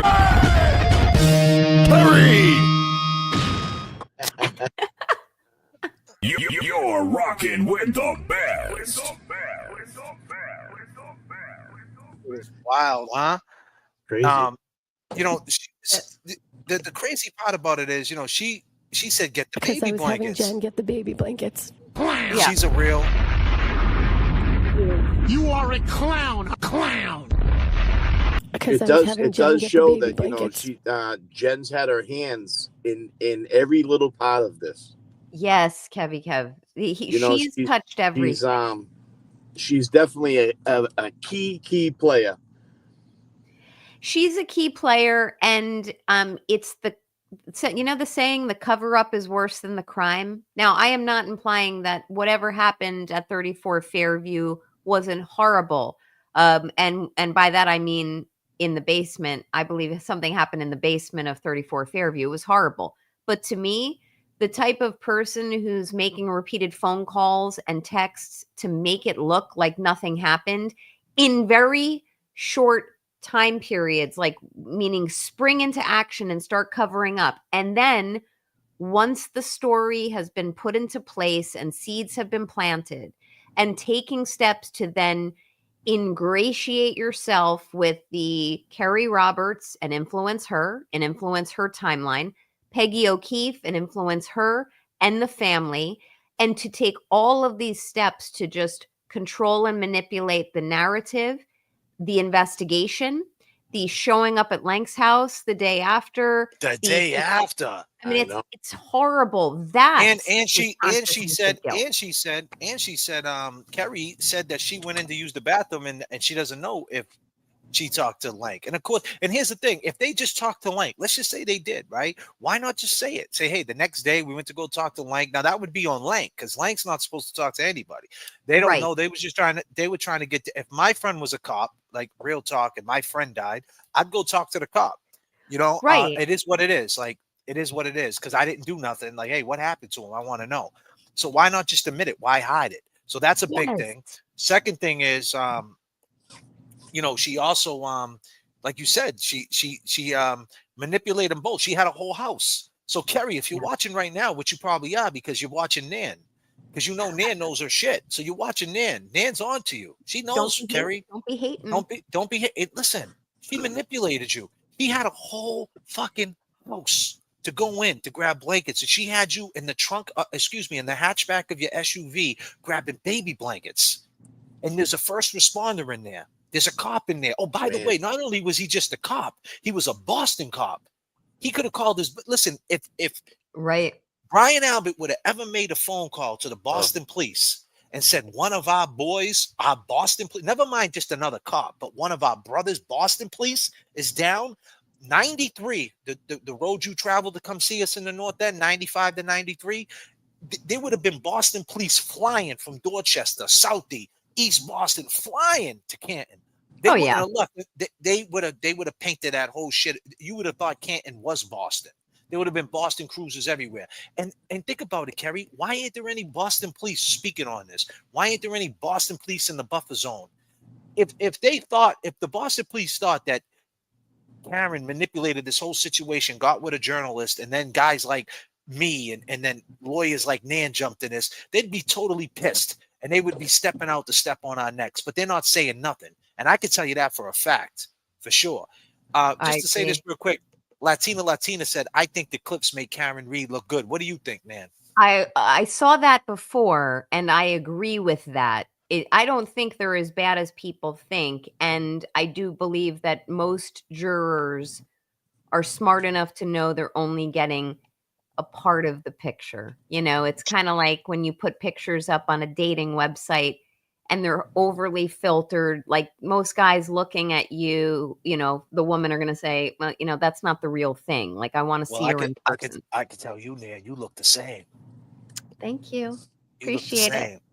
Ask Nan, why now is Kerry admitting she never heard Karen Reed ask Jen to Google? Was she interviewed by the feds? The defense not know last year. Hold on. I got to read that one again. It's been a long day. Ask Nan, why now is Kerry admitting she never heard Karen Reed ask Jen to Google? Was she interviewed by the feds? Did the defense not know last year?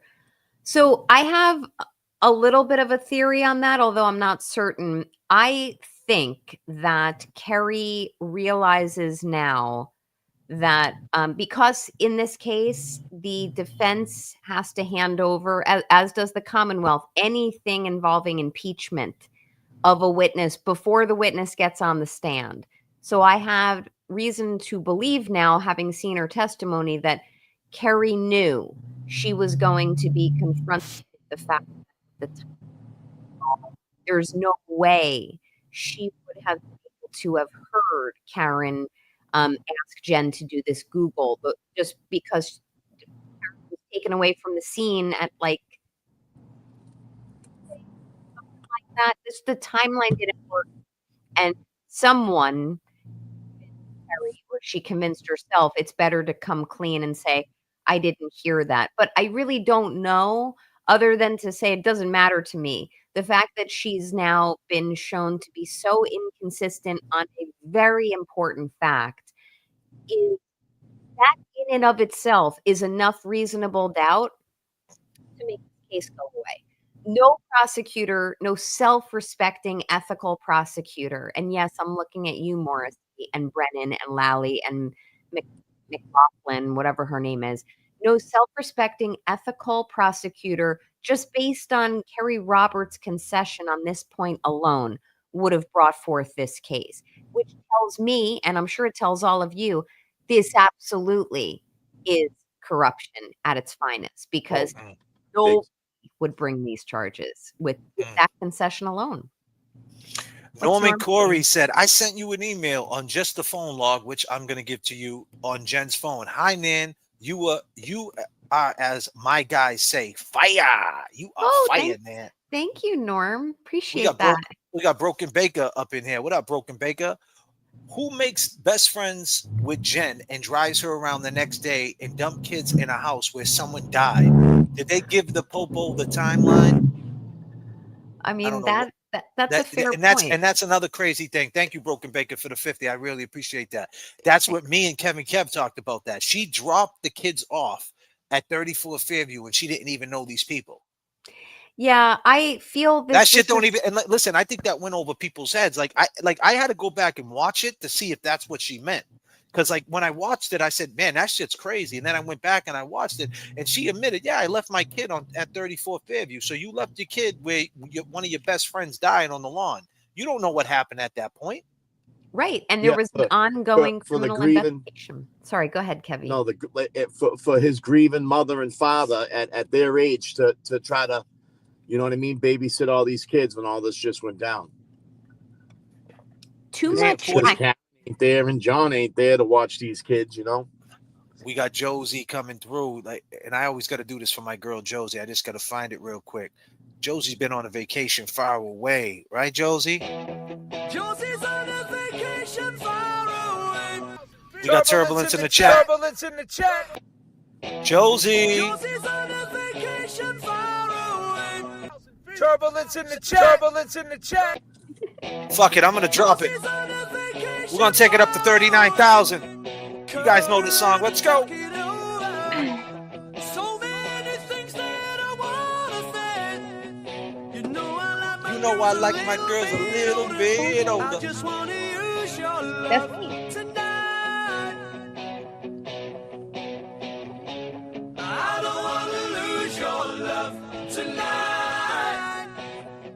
Woo! Let's go. I ain't got many friends left to talk to. No answer of it, I'm in trouble. You know I'd do anything for you. Stay alive but keep it undercover. I just wanna use your love tonight. I don't wanna lose your love tonight.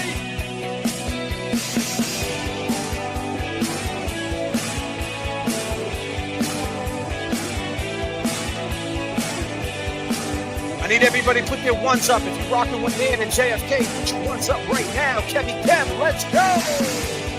Trying to stop my hands from shaking. Something in my mind's not making sense. It's been a while since we were all alone. Looking at the way I'm feeling. Woo! As you're leaving, please won't you close the door? And don't forget what I told you. Yep. Just 'cause you're under, don't mean I'm wrong. Another shoulder to cry upon. I just wanna use your love tonight. Yeah. I don't wanna lose your love tonight. Yeah. I just wanna use your love tonight. I don't wanna lose. This is it. This is it. This is life. The one you get. So go and Down from day one. Welcome to Death Row. Yes, yes, yes, yes. Thank you so much, Josie. Let me get to that real quick. Let me pull that back up. How we feeling out there, chat? How we feeling out there? Josie Lou came through with the 50 purple chip, with pink chip. Man, Karen had John's niece call Jen at 4:53 a.m. Jen's sister said Jen called her at 4:55 a.m.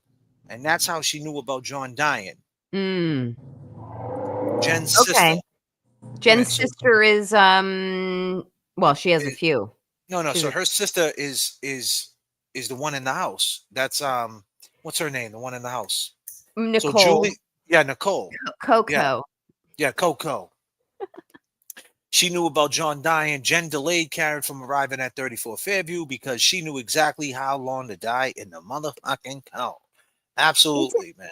Isn't Julie Albert another one of the sisters? That I think they're all like related, but maybe I'm wrong. I thought she was. No, also- I think Julie's married. She's married to Chris, so that makes her sister-in-laws with Coco, and then Jen's sisters with. So there's kind of like they're all sisters, right? Like kind of by default. They're all a bunch of liars. I think that's what she said. Jen's sister. She's talking about Julie because Julie initially said in a police report to Proctor at 4:55 a.m. Because keep in mind that's the reason why she had to say. I think that's the reason why she threw that in there. Let me hang up with you and let me call Julie because I told this to Sean, my man Sean on the golf back in the day. The way when I first started this, there's a script, right, that has to be said. So I honestly think Julie was going to be the one to possibly really show up there in the morning in that window of opportunity to say there he is, because the police, their work, their overnights are 7:45. I mean, excuse me, 11:45 at night. It's weird. 11:45 at night till 7:45 a.m. So they had a window. So that's why Higgins went to the police station, aka Kevin, went to the police station to manipulate, move some things around. Julie went home that night with the headache. Keep in mind, Julie's daughter, Julie, her son is calling. He's the one that might have gave the death blow, allegedly. Allegedly. Right? So Jen McCabe, you just put Jen McCabe's daughter in this too, because Caitlin, is it? No, not Caitlin. Who's the other one? The one that picked up Colin. What's her name? What's her name? Allie. Yeah, so Julie, her son got Allie in a whole bunch of shit, right? So it's kind of like, now, Julie, I'm doing this on this side. You need to do something now. So you're gonna show up in the morning with the fucking donuts and say, hey, I missed last night. I went home with a headache. And I showed up with the donuts. It's a fucking ritual. And then I noticed John on the fucking lawn. I don't even know what happened. Maybe he got hit by a plow. Oh, no. All of a sudden, here comes Karen calling. She calls Julie up and says, stand down. Stay in the Walgreens parking lot. Stay there. Let me see what she's saying. She just called up and said she don't remember shit. She tells her to stand down. Karen comes into play. Now Karen's the scapegoat. That's what I believe. If there's any truth to what anything's saying, like there's got to be something before Karen, right? Yeah, so I agree. That's what I believe. That's what I believe. I have the same instinct as you do on this. And we were chatting about that, I think, like a week ago, and I was like, this is how it went down. We'll never fully know unless someone flips. Exactly. In my opinion, I think Kerry had an uh-oh moment on the stand. She realized Jen used her, especially after AJ said she could go to prison. Yeah, I think maybe she did have a little uh-oh moment. Yeah. And she's looking at social media. So the things said about her are not very kind. And I'm not saying that I'm being kind to her. I'm actually not online either. But I feel very strongly that what's gone on here is just ultimately a huge travesty. But let me just cut you off for a second. I'm so sorry, Nan, because I'm just going to introduce you to the world of this fuckery, because I know you've been going through some shit, right? Yeah. As far as and you don't like that. But let me tell you what comes with this game. So we told you when we had dinner that we had people sending us money to talk shit. Remember we were telling you about people cash apping us? Well, here's exactly this person right here. I'm about to pull up the super chat. He sends money, or she sends money to talk shit. Now I gotta block her. I haven't blocked her yet, or I haven't blocked her. So my mods, do me a favor, block this person, get her the fuck or him the fuck up out of here. He sent about $300 the other night, talking shit, and so he just starts off, "What up, my bro and bitch? Listen, the only bitch is you, all right? So you need to calm the fuck down, and you know what? Wrench him, get him the fuck up out of here. I don't like that shit, bro. Like, come on, stop it. Don't call Nan out of her name. There's so much more to her name, man. Calm the fuck down. I got a parachute that'll fit him. We'll throw him the fuck but out. I didn't mean to cut you off with the fuckery, but I'm just saying this is what comes with it. So just welcome to it. I want him the fuck out of here. Like, kick him out. Yeah. He's out. He's gonna get out of here. He's gonna I appreciate that. I find that very chivalrous. You're so sweet to me. And honestly, everyone can draw their own conclusions about me, but the people who do know me will tell you, like, I am what I am. Like, I don't donate so I can come on shows. I don't pay sponsor creators and not donate money to the defense fund. Like, I want to inspire people to keep talking about this case because I feel strongly about it. And I've been following it since 2022. I have been very, very interested in it since. But there can't be this gang. There can't be this gang mentality though that goes on with the creators. Yeah. Like, okay, well, this creator, but it got to be cool with this one and this one. See, if the JFK show, that's why this is a flight. We're 39,000. Yeah, you know nothing what I mean? matters up here. Yeah, nothing matters. We're above the bullshit. We don't deal with that territorial shit. I don't care. Like, you know what I mean? And at the end of the day, people shouldn't be talking shit about people, you know, at all. Like, that shit doesn't make any sense. Like, you're being territorial about a case that, like nobody owns this case. No matter, we understand Turtle Boy broke it. We get all that. We get all that. He broke it. This is his baby. We get that. Respect to him. But at the end of the day, nobody's any more important than anybody else. And I feel like people just, want to flex their muscle about where they stand and what this person did. Everybody gets in the game, or does thing the way they do it. Not everybody's journey is the same. So to knock Nan, she's passionate about it, and she figured out a way to her voice to be heard, and you can't hate on that. That's how she figured it out. So just respect it. Don't disrespect it. And at the end of the day, grow the fuck up. Whoever's talking shit, grow the fuck up. Seriously. James, You know what I mean? James and JFK are like, they kind of said something similar to me last week, guys, and I have to say it's food for the soul, because it's been a little rough. So I appreciate it. Yeah, and that's what I'm saying. You're a woman, though. At the end of the day, it's like, why disrespect a woman? Like, what are you getting out of that? Like, you know what I mean? Like, I did, like, I'm not a perfect human being, you know what I'm saying? But I mean, come on, man. Like, we're grown people, and you're gonna disrespect a woman, or just basically, you see what's happening to Karen with sound bites. Now we're gonna turn around and like flip things on a woman. Like, that's what they're doing to her. You're gonna try to do that to you, like in this creative space. I don't get it. I don't get it, and I don't respect it. And if anybody got a problem with it, come see me. I love it. What I mean? And by the way, I want to just be very clear. I'm not necessarily referring to trolls during this conversation. So it's not, I know how to hold my own with trolls, but there's been some things going on which have been disconcerting. And I just want everyone to know that my focus is on supporting Karen Reed in her defense, supporting Aiden Carney in his defense, and supporting any content creator who keeps talking about it. So you can make fun of me all you want, and I'm not referring to trolls when I say this. Make fun of me all you want, take jabs at me all you want, come at me in chats at all you want, It's only saying something about you and not me, because I don't have any other agenda. It's so I just don't get it. Go ahead, Kevy. And the way I look at it too, Nan, is that it must get under your skin a little bit to see how this judicial system is being ran. Because I mean, if you support and you fellow lawyers that are coming up into this field and are going through college right now and are looking to create a profession out of this, I mean, this is some injustice. Like, this isn't good. I agree. And, we have a lot of lawyers in this country and a lot of lawyers internationally. And for someone I wanted to be a lawyer predominantly since I was 7 years old. There was a choice I made between being a bus driver or a lawyer. But once I decided it was full steam ahead, I dedicated everything in terms of my attention, my legal acumen that was budding at the time. I focused all the way through high school, which was college prep, went all the way through college, graduated the top of my class at high school, college, then made my way through law school, paid my way or got full scholarships through all of that, did my judicial clerkship, busted my ass, ended up really cutting my teeth, trying cases, working in some of the biggest law firms, one of which was out of Boston. And now I've gotten to a point where the last eight or 9 years, I own my own law firm with 2 offices in 2 different states.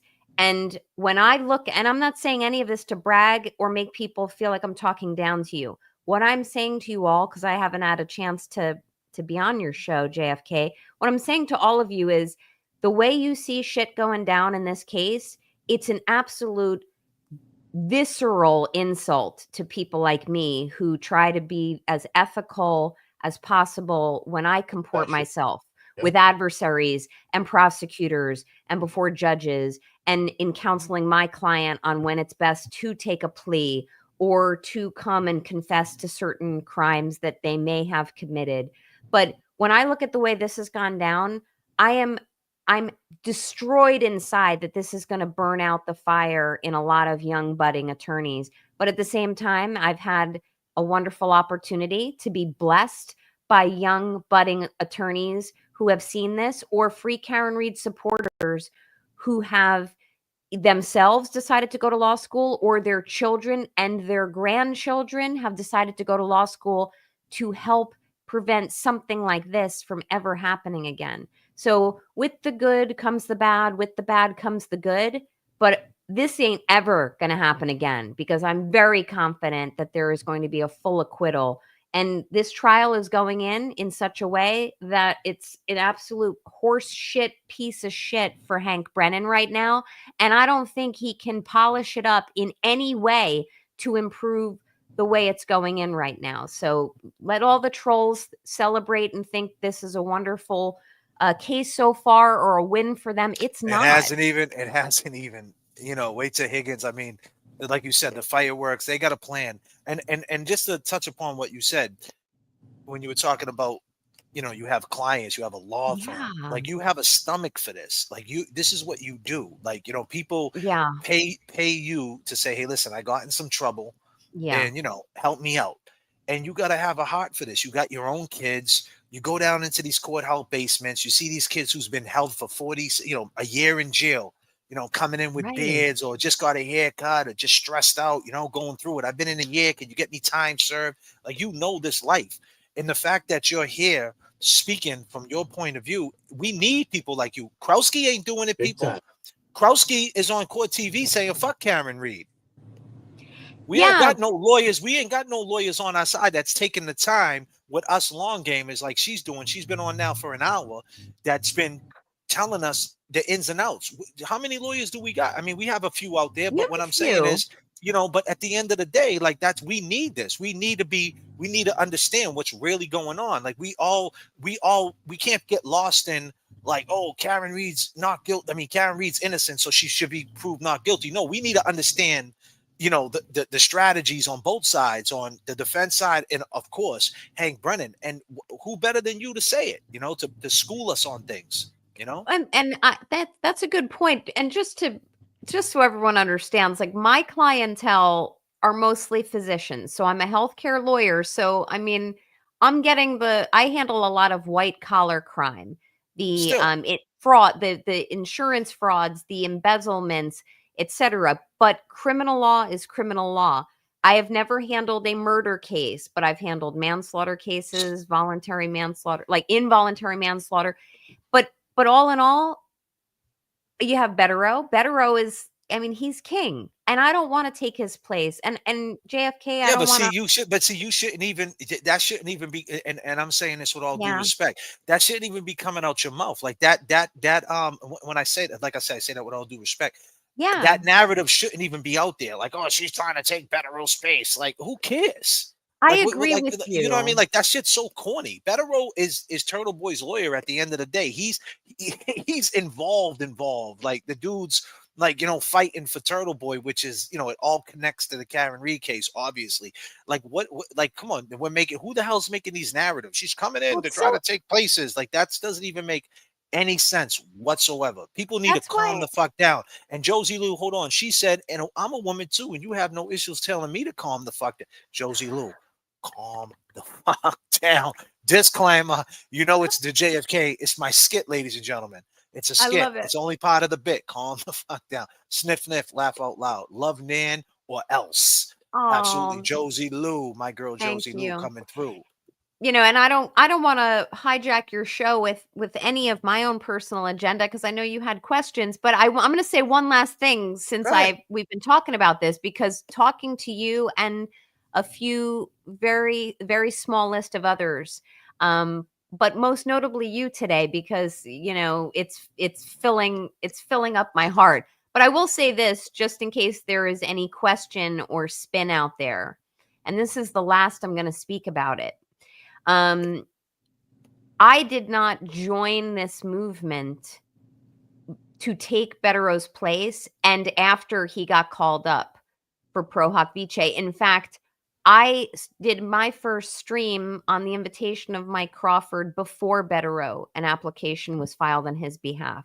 So, and in fact, I was scheduled to do a show with him, someone's channel, Calling All Beings. And then thereafter, he got called up Pro Hoc Vice, which didn't work out for him. But I've since met Mark Betterow, and I can say with certainty that he and I both have a very nice relationship and a healthy respect for one another. So I think it would behoove Karen Reed, all of the content creators, all of the people in the chats, and anyone who believes that they shouldn't be sham prosecuted in this country by an overreaching judiciary and a corrupt government and commonwealth, that we should all just group together and not compete with one another. Stop saying shit about one another. Stop taking swipes at one another, coming at each other in chats, saying nasty things. And I'm not talking about trolls when I say this. Let's focus on the task You know what at it is? hand. You know what it is, girl? It's all eyes on you. That's what it is, man. It's all eyes on Nan.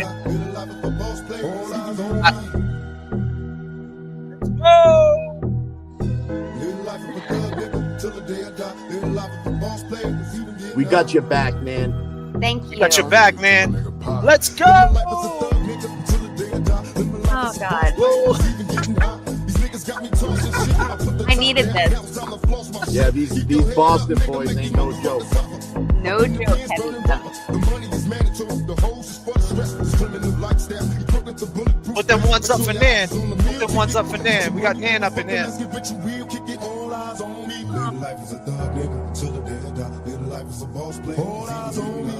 You gotta make me a mixed list, JFK. Send me a playlist when I work out in the morning. I got you. Nan's thugging it out. Yes.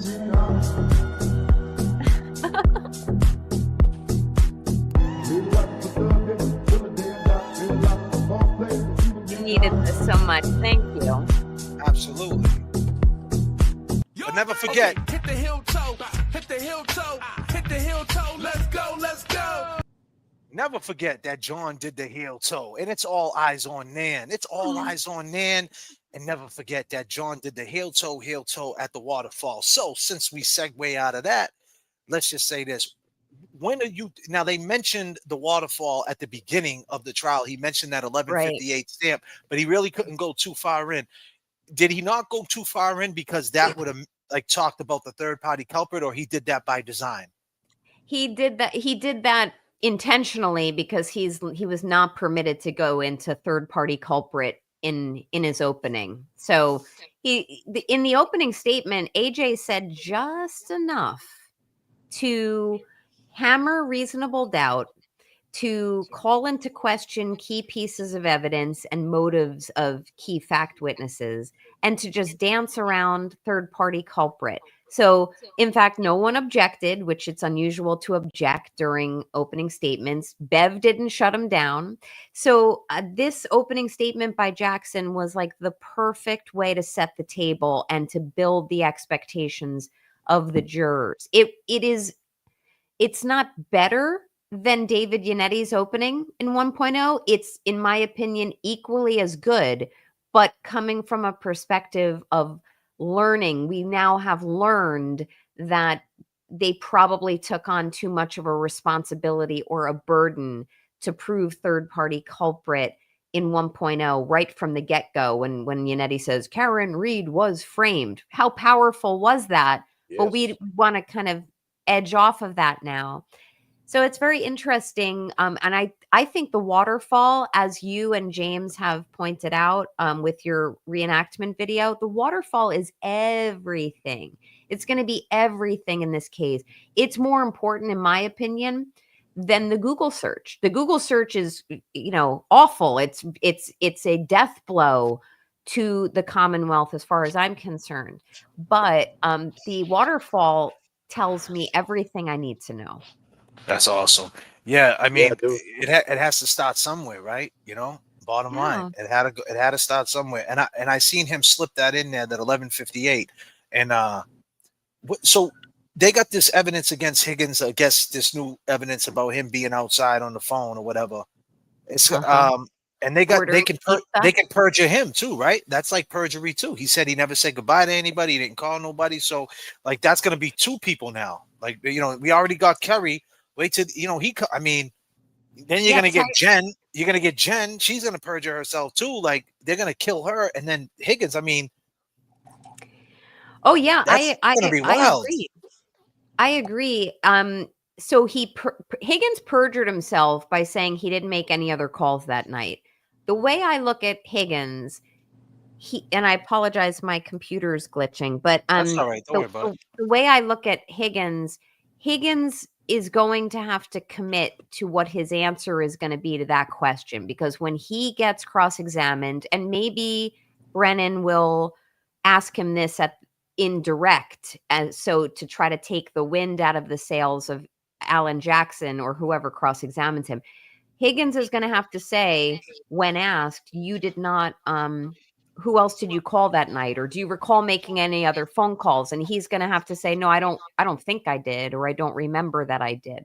So he's like one step away from real clear-cut perjury. I think if I were to predict what Higgins will say, he's either going to be asked on direct exam by Brennan or on cross by probably AJ. They're going to say, did you call anyone else that night? And he's going to say, I don't think I did, which is really hard to, drill down on perjury when someone is equivocal. Like, I don't but what think about they didn't play the video in the first trial though, the 1158. Right. You know what happens So- when they play that, when he said goodbye to nobody.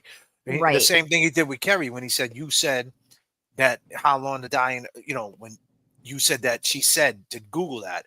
He's going to turn around and say, hey, on this right here, you said that you didn't say goodbye to anybody when you left the bar. What were you doing right there? And why did a pizza man, manhandle an ATF agent? Like, what's going on there? What's that all about? How's he going to explain that? It's going to be very hard for him. He's probably going to come off and say things like, yeah, I don't think I called anyone that night. Or if I did, I was checking voicemails or whatever. He's going to say something to explain why he was on the phone that night.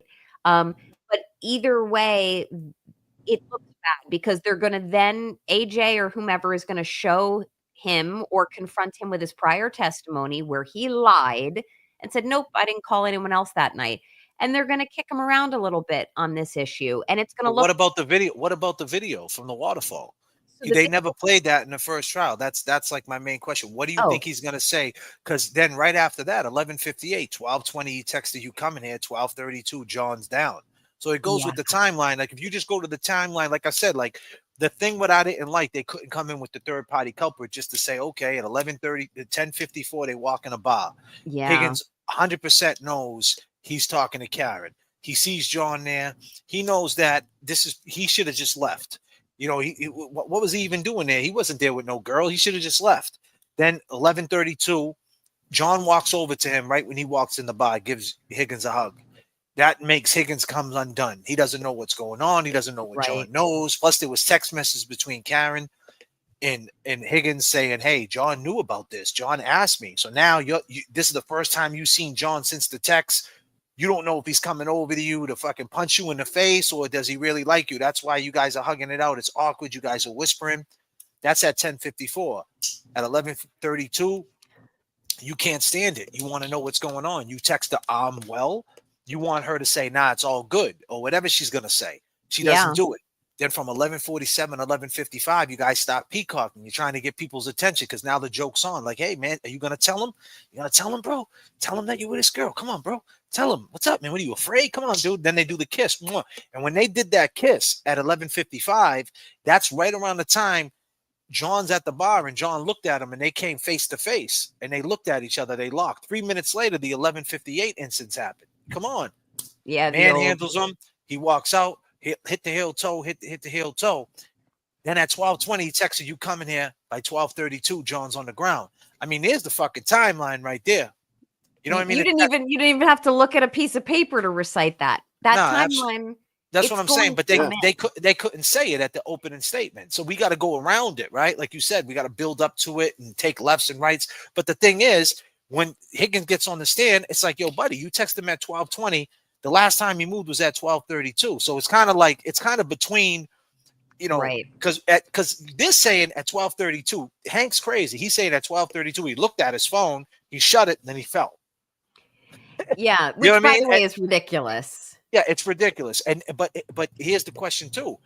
Now, do you think Hank Brennan did a test is it going to come out that he did a test that you could get from 34 Fairview in 4 minutes to Oh, 1 yeah. Meadows Ave? You think that's Yes. going to come out? So that's what's called an experiment. So there's certain court rules that require, if you're going to run a test, you know, it's kind of like when Aiden tested whether the Apple Health data will show flights of stairs ascension because he was driving on that whatever road that was, which was a very flat road, which was what Guarino had said. I think it was Guarino. Someone had said, well, the reason it looks like he ascended and descended stairs is because of the elevation of these roads. If you're doing an experiment, there are certain rules that have to come into play for it to be presented as a genuine and authentic piece of evidence for the jury to consider. But I'm not so worried about the timeline being absent from the opening because I feel very comfortable telling you that it will be in the closing. Oh, I know it will be. But do you think what I'm saying is at 12:32, they're saying John dropped, the phone was down, right? Yeah. So now there's a piece of evidence where there's 83 feet, the phone moved 83 feet from the house to the flagpole and it dropped. Now, Hank Brennan, the thing that I seen damaging was that the phone was at 72 degrees in the truck, and then it dropped down to 50.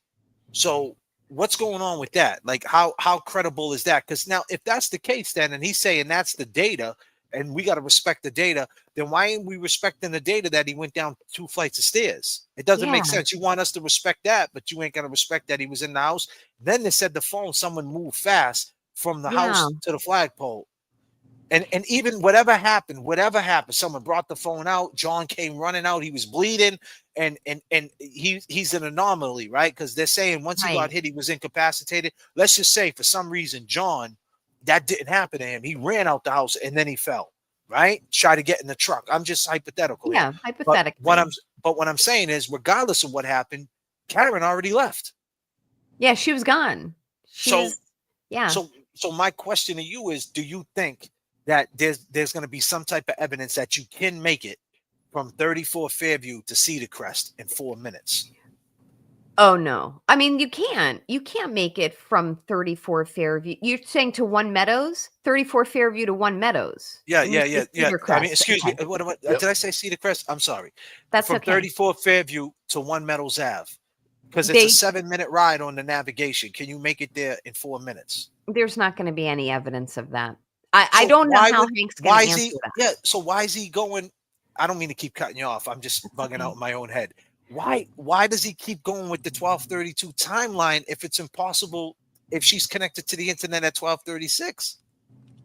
I think he's pot committed at this point. He is screwed. Yeah. He's screwed by the 12:32 a.m. phone call or whatever, the last action of the phone where it was no longer opened thereafter. He's screwed by the 12:36 log on or connection from Karen's phone to John O'Keefe's Wi-Fi. It creates a very small window of time for there to be a teleporting of Karen's Lexus from 34 Fairview to 1 Meadows, but he can't dispute it. If you're looking at all the other things he's doing in this case, he's picking and choosing statements from her interviews with documentaries and news media. He's trying to knock out Arca. He's trying to knock out Dr. Marie Russell, the dog bite expert, to knock out successfully Michael Easter, the FBI agent or FBI expert who was going to talk about police protocols. He's kneecapping, and he's been successful because the judge has allowed him to by making, in my opinion, very bad, very biased legal rulings. So there's a certain time, you ever watch one of those horror movies where the poor damsel in distress is running away from the killer and she's running through the maze of rooms in this big building and opening doors, running through, going down staircases, and then finally she hits a brick wall where she can't go any further and she can't move, can't do anything with it, and then it's just a standoff between the victim and the killer. And that's what's happening right now. Hank cannot get past the 12:32:09, I think is the timestamp of the last action of that phone, and the 12:36 connection to the Wi-Fi, which was clearly testified to by his own fact witness. You need to hold on a minute. You need to say that shit one more time. That was bars, man. You just can't. I mean, that was the hardest shit I heard. You need to say, did you ever see the killer? She's going room to room. Go ahead, man. Say that one more time. Oh my God. You want me to say the whole thing again? Yeah, so she's running room to room and then she hits a brick wall and she's what? All right, let me get into that zone. You was in that zone. You were in that fucking zone. I was. You should see me give closing arguments. It's a Down sight to from see. day one. Welcome to Death Row. Let's go. Let's go. All eyes on Nan. Let's go. Have you ever seen like a horror movie where there is a damsel in distress and there's a killer pursuing her and he's running around chasing her and she's running through the big building with all the hallways and corridors and stairways and he's getting up close behind her and she keeps opening each door, getting further and further away. But finally she hits a dead stop. She hits a brick wall where she can't go any further. There's nothing she can do. So it's a standoff between the killer and her. And it's really, there's nothing that can be done other than he's going to kill her or she's going to kill him. In this case, you've got Hank Brennan, who's been able to manipulate all of the different evidence here and kneecap the defense's case successfully because this corrupt judge is letting him do that, whether it's Marie Russell, the dog bite expert, which he tried to knock out, Michael Easter, the FBI expert who was going to testify on police protocols in support of the Bowden defense, knocked that out successfully. He also went at ARCA, which he's still going at. Those two gentlemen are coming in, I believe it's Monday, for their own voir dire. Each time, Brennan is trying successfully to kneecap the defense. But in this case, he cannot get past the 1232, I'm going to call it last action of John O'Keefe's phone, and the fact that by his own fact witness's testimony, Officer Nicholas Guarino, she connected, meaning Karen connected to the Wi-Fi at One Meadows. That's a 4-minute interval where Karen absolutely in that weather alone, or even on a sunny day, could not make it from 34 Fairview to One Meadows. He has hit the proverbial brick wall. And I'm looking forward to seeing how he squirms his way out of it, but I don't think he can. Holy shit, bro. Nan's gonna give them bad dreams, man. Holy shit, let's go. Let's go. Holy man. Damn, man. I gotta come on this show more often. Let's go. Teddy Swims, let's go. Time is running out. No one else around. Bars, man. Holy shit. Steady losing life, steady losing my mind. Boom, man. Drop it. Let's go, y'all. Without you, there ain't no place for me to hide. Without you, there's no way I can sleep tonight. What I do for a little bit of peace. She's giving you bad dreams. Then ain't fucking around. Let's go.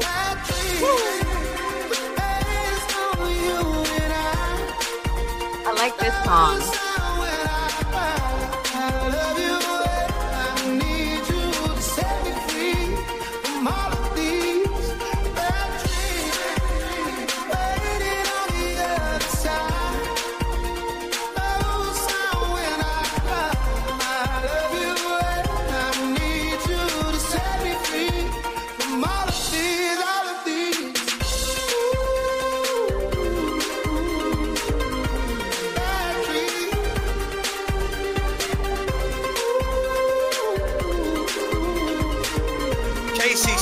She's prepping for dinner with a cocktail. Only this. Let's go. Help me settle down. Let's have a surprise. Yes. What you wait for? Something physical. I can do this by myself. Freestyle music. Without you, there ain't no place for me to hide. Without you, there's no way I can sleep tonight. I do for a little bit of peace and quiet. How's this shit go?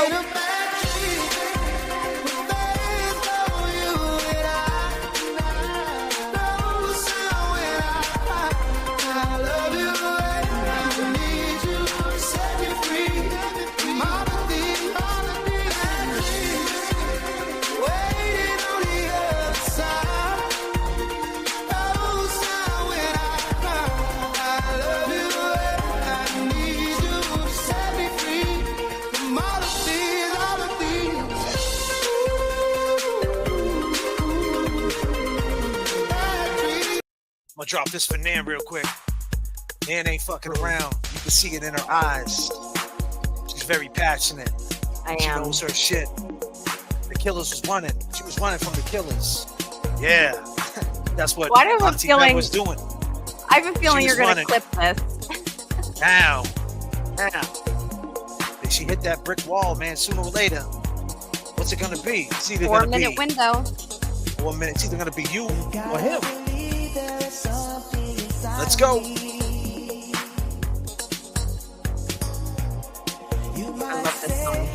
love this song. What's going on, Chad? How we feeling?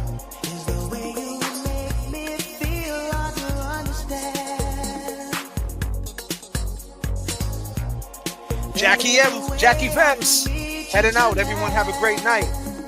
Come back soon. Jackie Vance, thank you, girl. Let's go. If you see the sun in my eyes, it should be of no surprise. It's the light of love inside of me. Now tell me, what do you see in my eyes? And I wanna show you, girl. And I wanna know you tonight. And when you kiss me, girl, you just don't know how you make me feel. The love I have inside, I wanna give it all to you, girl. And if you give me a chance, I just wanna be your man. Yes, only Nan coming through on the JFK show. Everybody in the chat, all my long gamers, how we feeling out there? Free Karen Reed, let's go. Hard to see how I feel this way. Just don't So fun watching everybody.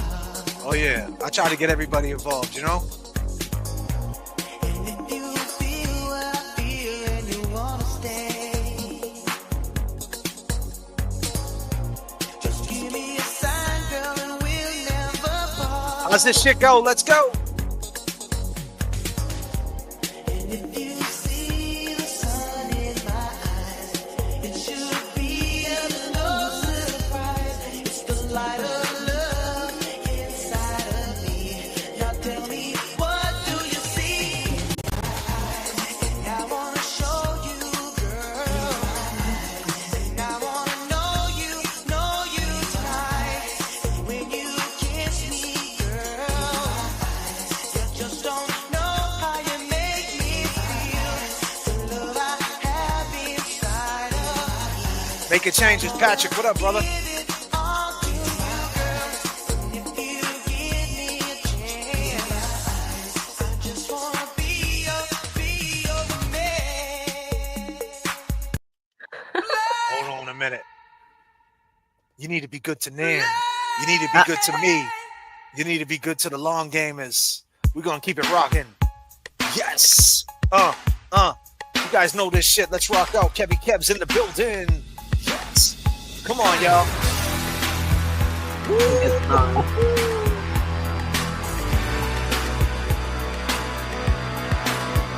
You're now flying 39,000 feet.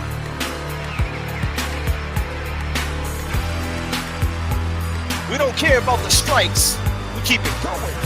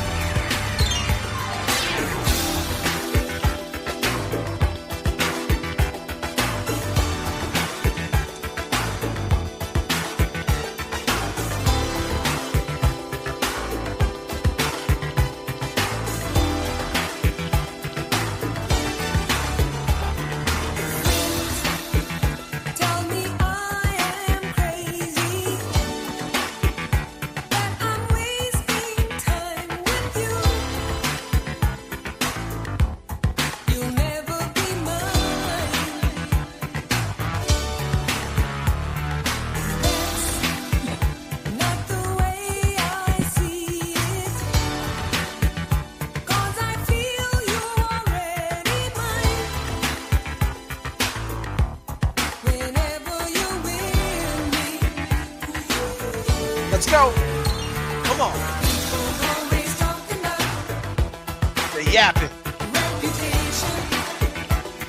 We don't care about them other channels.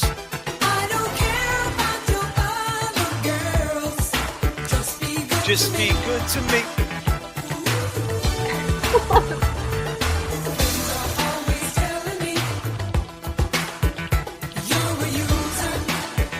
Say what? I don't care what you do to them. Just be good to me. My new theme song. Already know, girl.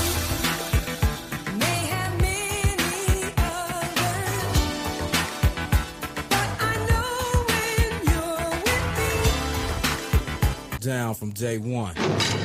Welcome to Death Row. Yes. I appreciate everybody joining me, Nan. My man Kevy Kev 781. What a flight. What a flight. What a flight. God damn. Man coming through with the bars, man. Uplifting us, giving us hope. There's no answer for that motherfucking 4-minute window, you say? 4 minutes. 4 minutes. And I appreciate you, Nan. You got anything to say in closing? To say anything? Yes, in closing, I would like to say that this has been my most entertaining stream that I've done, and I feel great. So thank you so much to everybody for pepping me up. And also, I'm happy to answer any questions that anyone has, either now or as the trial goes on. You can always reach out. I try to catch lives whenever I can, but JFK, like, I'm so lucky that you and James have me in text messages. If you ever run into any questions, you just let me know and I'll join you whenever I can. But this is addictive. I get to dance. I get to feel good. I get to be with my boys. So thank you for having me. Absolutely. Anybody got any questions for Nan? Go ahead. Drop a couple of them. We're here. We'll let it ride out. We'll take a couple questions. Kev, you got anything to say, my brother? You know, I maybe I could ask Nan. I mean, what her thoughts are on the like Kerry Roberts talking to Good Morning America. Oh, yeah. Well, I mean, it was clear that she had been interviewed by them before she started testifying. So I know a lot of people said, well, wait, she was in the middle of testimony, because her interview apparently aired between day 1 and 2 of her testimony. I mean, her interview was before, but I don't think it's proper for any fact witness to be out there interviewing with any news media. It just adds a bad optic to the case. And, you know, it can influence juries. Like, I think she's a sequestered witness who should keep her big fat mouth shut. And I saw a lot of people push back at Good Morning America saying, did you know that the person you had on your program this morning perjured herself in court? So, I mean, there's a reason why she shouldn't have done it. And it was clearly done as a PR stunt. I dare say you're not going to see that from any other fact witnesses now until the conclusion of trial. Yeah. We got a question right here. Hank is not going to call Proctor. I don't think he mentioned his name once in 3 days. He's going to hide him and use YB to testify only. Thoughts, Yeah, I think he's not going to call Proctor. He referred to him as having been fired and referred to him as a cancer. There are things that Proctor technically should be called for to authenticate, because there were parts of the investigation that only Proctor handled. But just based on some of the different bits of testimony that have come out so far, I don't think that he's going to call him. He's going to throw, Brennan is going to throw Proctor to the wolves. And by the wolves, I mean Jackson, Yannetti, Alessi, and Little, and George, not to be forgotten, the newest combatant. So he'll have to fend for himself. And good luck to you, Mr. Proctor, because they're going to eat you for lunch. Yeah, absolutely. We got another question right here. Nan, why do you think they have not brought up the fact that the family placed an order on Karen, preventing her from speaking to any of the O'Keefes and the kids pretty much right after January 29th? I've always, thank you, Mike S. I've always thought the same thing myself. Like, there was an order placed, so she was prevented from reaching out to the family. And in fact, I think it came out in one of her interviews. Karen said, you know, Paul O'Keefe has reached out to me a couple of times through social media, and I just ignore it.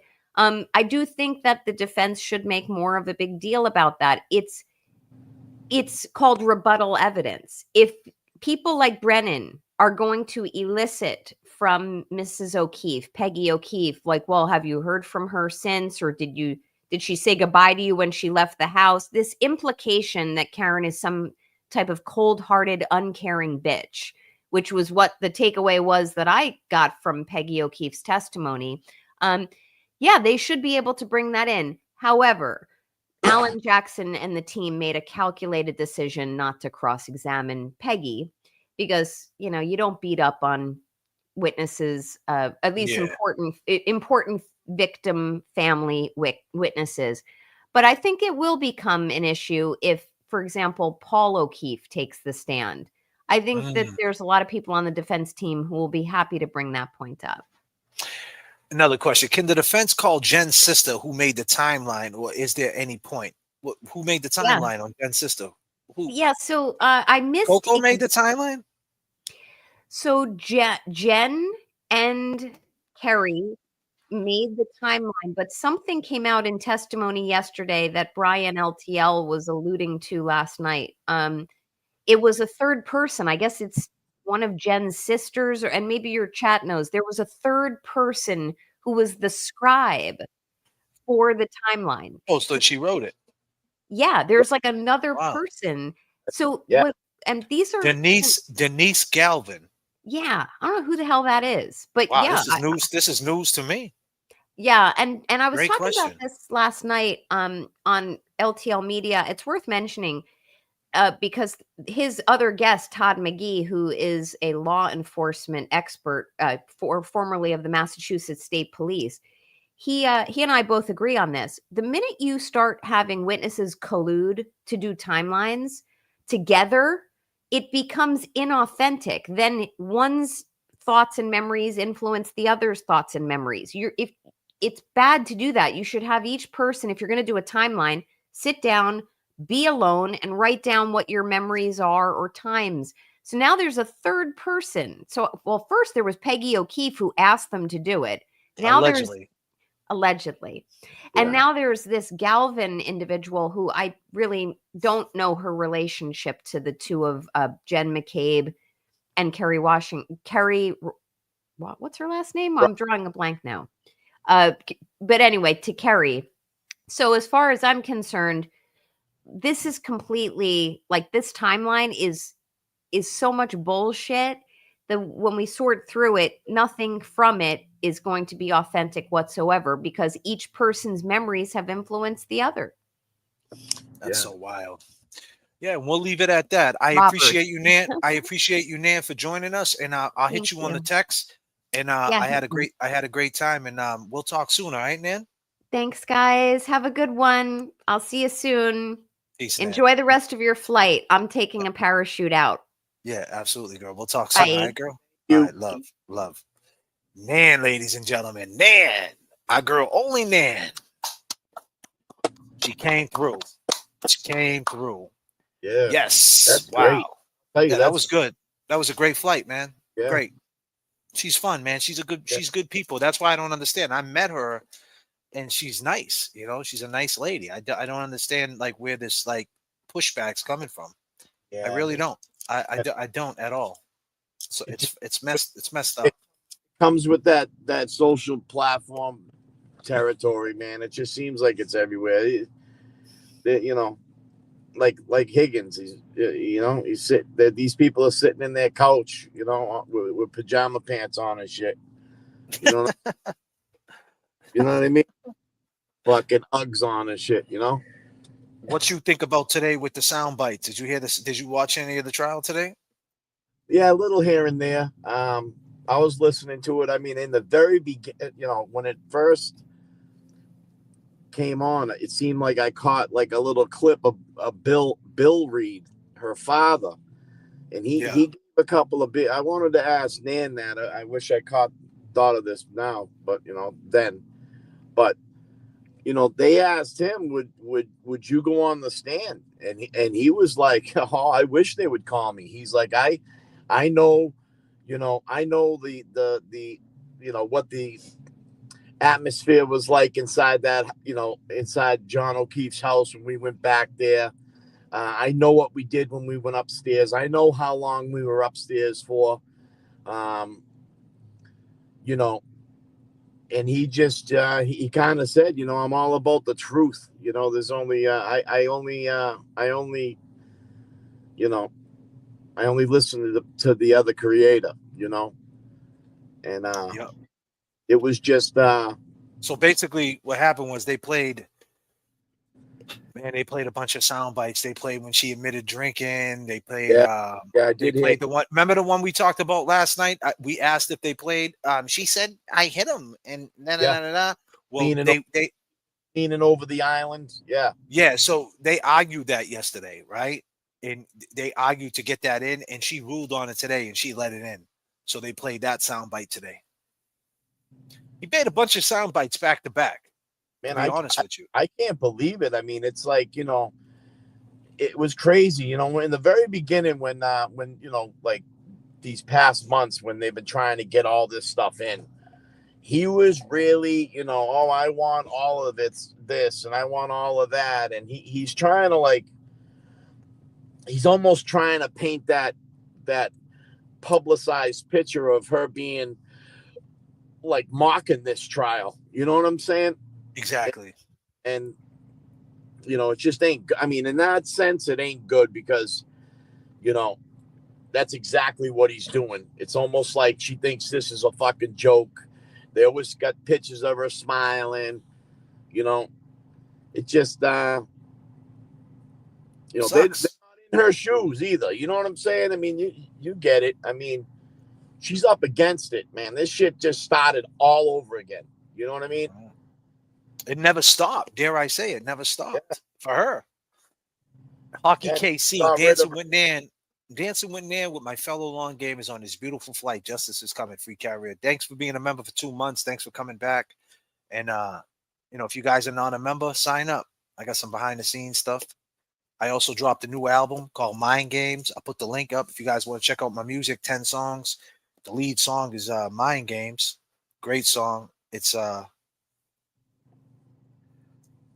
It's inspired by what's going on now. These motherfucking mind games. I felt like that firefighter. I mean, that EMT firefighter there. He was, he was getting snappy. You know what I'm saying? Yannetti was getting under his skin. Yeah, because he was basically saying that she said, 100% he was out in the cold the whole time, like that's what she said. And that's not what she said. She said, if he was out in the cold for a long time, how long would it take for him, to die? She didn't say, well, he was out in the cold for a long time. I know that to be true. She didn't say that. And that's what he worded. But in the prior testimony, he didn't word it that way. So it's like, what is it, bro? You can't, like you're wording things like that one little bit of wordplay makes it seem like she knew, Yeah. And it's to him, it's like, well, nah, bro, you got to get that right. It's a murder trial, bro. This ain't a shoplifting case. He didn't want to answer shit. He was holding back big time. I mean, you could tell he was getting, he was trying, they got some eye contact shit going on up there too. It's not the only one, Let me just answer this. I'm Dee sure Dee, hold on one second. Dee Dee, where can I download Save Your Soul? Save Your Soul is on the new album. It's on the new album, Mind Games. It's pinned up to the top on my Bandcamp. I'll hit that link again. You can get it right here. You could stream it, or you can buy it and support it, and you could download it. Josie Lou just put it up. Thank you, Josie. Thank you. So yeah, Save Your Souls on it, along with Mind Games and some other great songs. Check it out. Take it, document your times. You're supporting your boy. And it means a little bit more when you support it. You know what I mean? It brings that old school thing back, like, going to the store and buying a CD. I know it's different, but it's kind of like the same, because if you support and you pay for it, it's giving me the love and it motivates me to do more, and it pays for studio time, mixes, masters, and whatever else I can do, type of content I can bring and move around a little bit, and put more time into this. The more support that comes through, and that helps us be able to do 3-hour lives, right? Yes. Yeah, Kevy Kev, go ahead, man. Keep it speaking, brother. Whatever you need to say it, brother. I can't wait for Jen to get up there. Oh man, that's what I'm saying. Like it's gonna be, and there's I so feel much like, coming. I feel like they haven't got to the key players to even bring up the waterfall. Because once they get past all this is like, Hank's opening. I still feel like, you see how they're just like, yeah, no, we don't have to question them. And this is all, he gets that first step, being the Commonwealth. So every time he comes out, he's questioning these witnesses, and the defense is like, yeah, no, we got no questions. You know what I mean? I've seen that a couple of times already, and I think that's good, because we haven't gotten to the point where the shit starts to fucking open up. Yeah, it's gonna be on, Kev. It's gonna be on for sure. And I can't wait. Can't wait. Can't wait. And and for the people that don't know and that just tuned in, it's Kerry's birthday. Closest mates. It's your birthday today. It's your birthday today. Because I was having Jen get the baby blankets. Open your gifts. Blow out your candles. Because I was having Jen get the baby blankets. It's your birthday today. Hurry! Yeah, what do you think about her, JFK? I mean, if she's pretty damn close to. Don't mind if I do. What's my name? Dunkachino. Out of the Lottie light. This whole trial is out of sight. Everyone wants my Dunkachino. Dunka.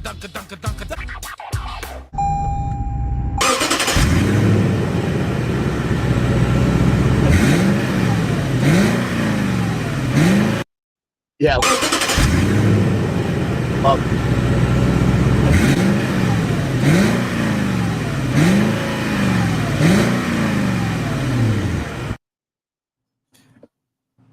So nobody heard an LX 570 outside revving up.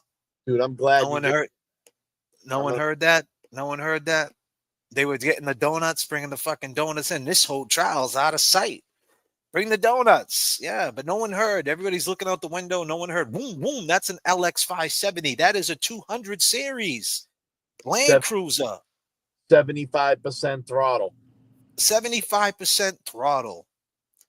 Oh, by the way, it's got what did we say the horsepower was? I think it was 400 and something horsepower. Or what? Would you? I know you said something crazy like. Yeah, it's like 430 or something. Let me see that again. LX, it's like 400 and something. That's fast, bro. For a truck. They rip. They got sports mode.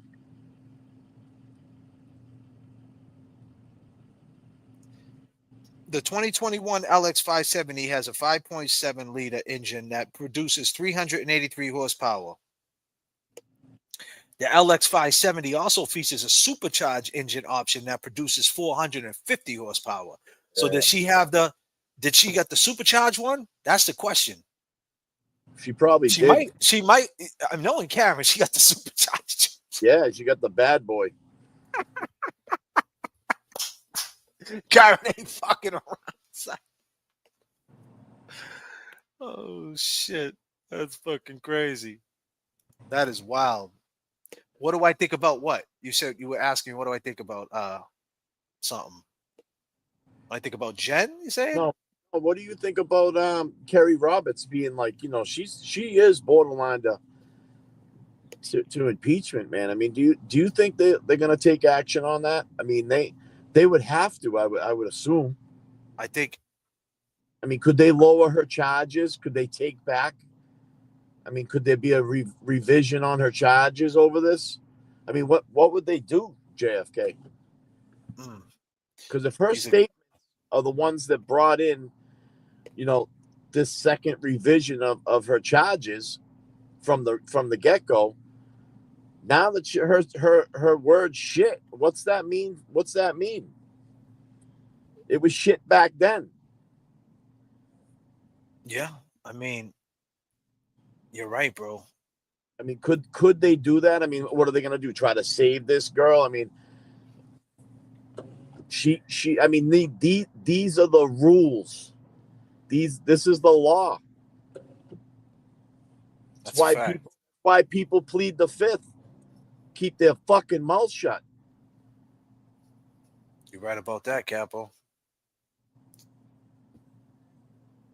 Just, I think at the end of the day that they definitely could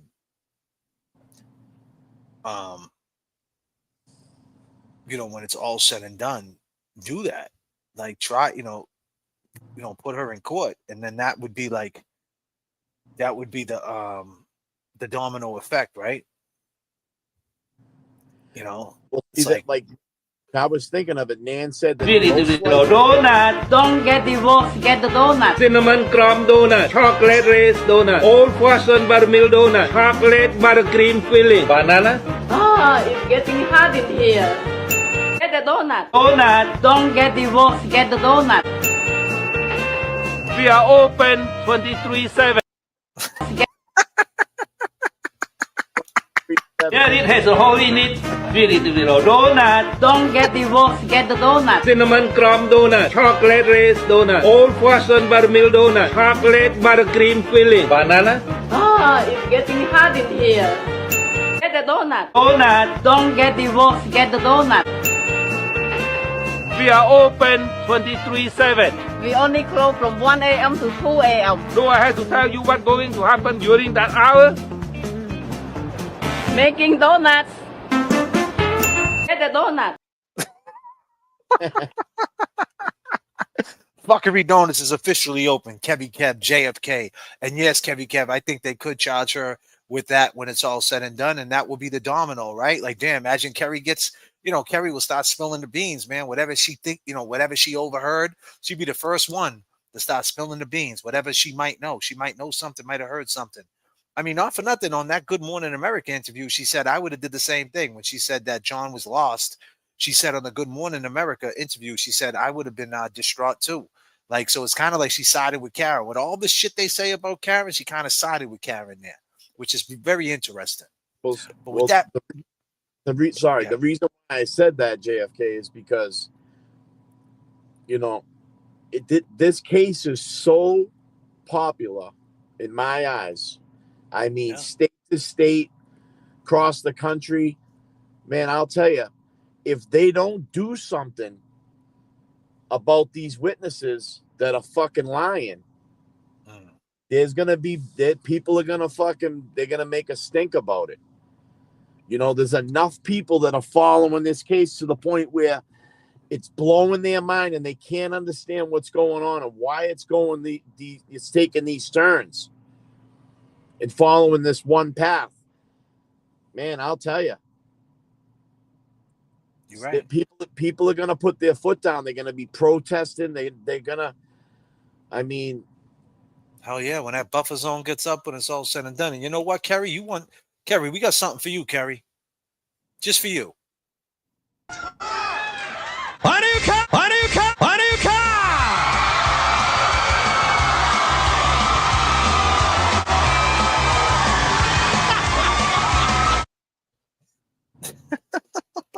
Kerry, happy birthday. Love to give you that.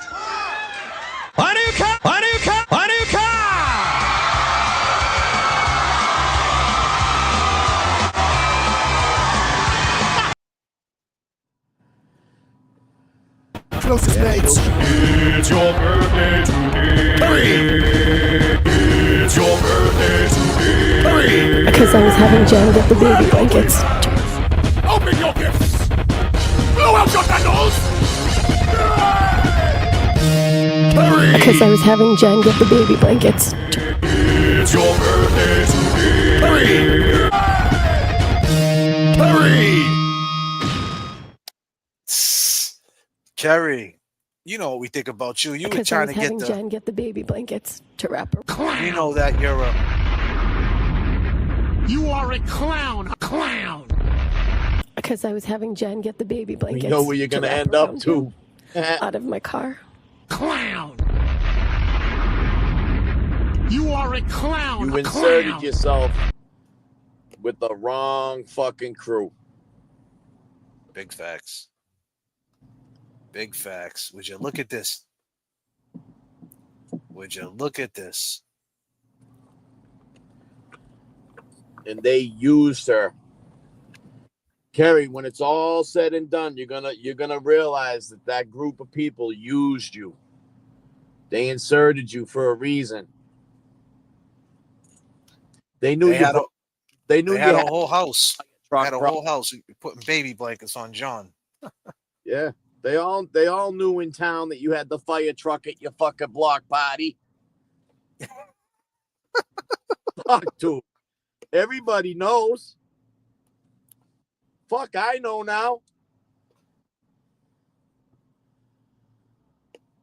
Fuck. Well, we had a great show today. Nice 3-hour flight. Kev, I appreciate you joining me. Nan, appreciate everybody in the chat, all my long gamers.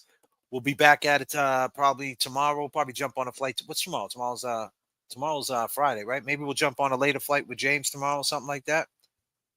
Yeah, but you yes. gotta scoop James up and shit. Yeah, we gotta scoop James up. But I appreciate everybody. You know, they're out there and they're playing mind games, right? If you guys want this song, go check it out. But they're playing mind games. Kev, I'll talk to you on the rebound, all right, brother? Man, later. Peace and love. Mind games, Yo. y'all. 1, 2, 1, 2. Yeah. Play with your mind. Yeah. Protect your growth. Check. Turn me up. Yeah. 1, 2, 1, 2, 4. I mean, wellness check. Face temptation, gotta make the right moves. Pay attention to conversation, it's like they slight you. He got nothing to lose, no telling what he might do. Pilot through the struggle like this is flight school. Come on, we live with the good memories, no time and space. They can't think for themselves, dog. It's like their minds cage. Innovating the struggle, we hustle and find ways. It's getting dark around here. We live in dying days. I'm like Pop 9-6, Dan Amora. Take your first step right. Life got plans for you. Come back with the bat, all black, Steve Boarded, underground rap. Let the track breathe on 'em. Come on, hanging on corners, spilling intel in groups. They selling you lies, my dude. I'm telling you truth. Streets age you, and take the youth. Watch your kids never renege and follow suit. It's mind games. Protect your mind, just take a look around. Mind games. We going up, they can't hold us down. Mind games. In the moment, focus on the now. Mind games. We will not lose. Sipping morning coffee, holiday blend with the creamer. Morning headlines, my eyes wide with the screens up. Living in the matrix, Teslas with the features. It's virtual learning now. Who gonna teach us? Plus, caught them lacking alleyway. 1, 2, 1, 2. Play with your mind. Protect your growth. Check. Turn me up. 1, 2, 1, 2, 4. I mean, wellness check. Face temptation, gotta make the right moves. Pay attention to conversation, it's like they slight you. He got nothing to lose, no telling what he might do. Pilot through the struggle like this is flight school. Come on, we live with the good memories, no time and space. They can't think for themselves, dog. It's like their minds cage. Innovating the struggle, we hustle and find ways. It's getting dark around here. We live in dying days. I'm like Pop 9-6, Dan Amora. Take your first step right. Life got plans for you. Come back with the bat. All black Steve Boarded. Underground rap. Let the track breathe on 'em. Come on. Hanging on corners, spilling intel in groups. They selling you lies, my dude. I'm telling you truth. Streets aid you. And take the youth. Watch your kids never renege and follow suit. It's mind games. Protect your mind, just take a look around. Mind games. We going up, they can't hold us down. Mind games. In the moment, focus on the now. Mind games. We will not lose. Sipping morning coffee, holiday blend with the creamer. Morning headlines, my eyes wide with the screens up. Living in the matrix, Teslas with the features. It's virtual learning now. Who gonna teach us? Plus, caught him lacking, alleyway jack in the box. Doing TikToks and Crocs, attracting the ops. Made us mock while Callaway stacking his plot. We all want better days now, praying to God. Corner stores no more. Whole city gentrify, trying to be more mature. My rent is high, sweeping floors, sipping cores. We all meant to die. It's North Shore to the core, trying to enterprise. Confused on fame, how suckers chasing. Only got one life, some choose to waste it. Jails overpacked every day, fighting cases. Dad gone, who taking care of the babies? Share information, your location pick. They kill you for nothing, fan, that's what hating brings. Heart racing, damn, feel that sensation sting. He was only 17, king chasing his dream. I'm Aaron in a cell after beating 2 bodies. Trying to take care of fam, leave a few properties. My brain ain't right, my views are foggy. It's a shame the game is true mockery. Mind games. Protect your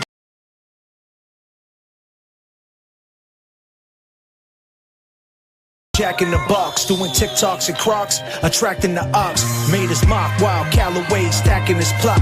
We all want better days now, praying to God.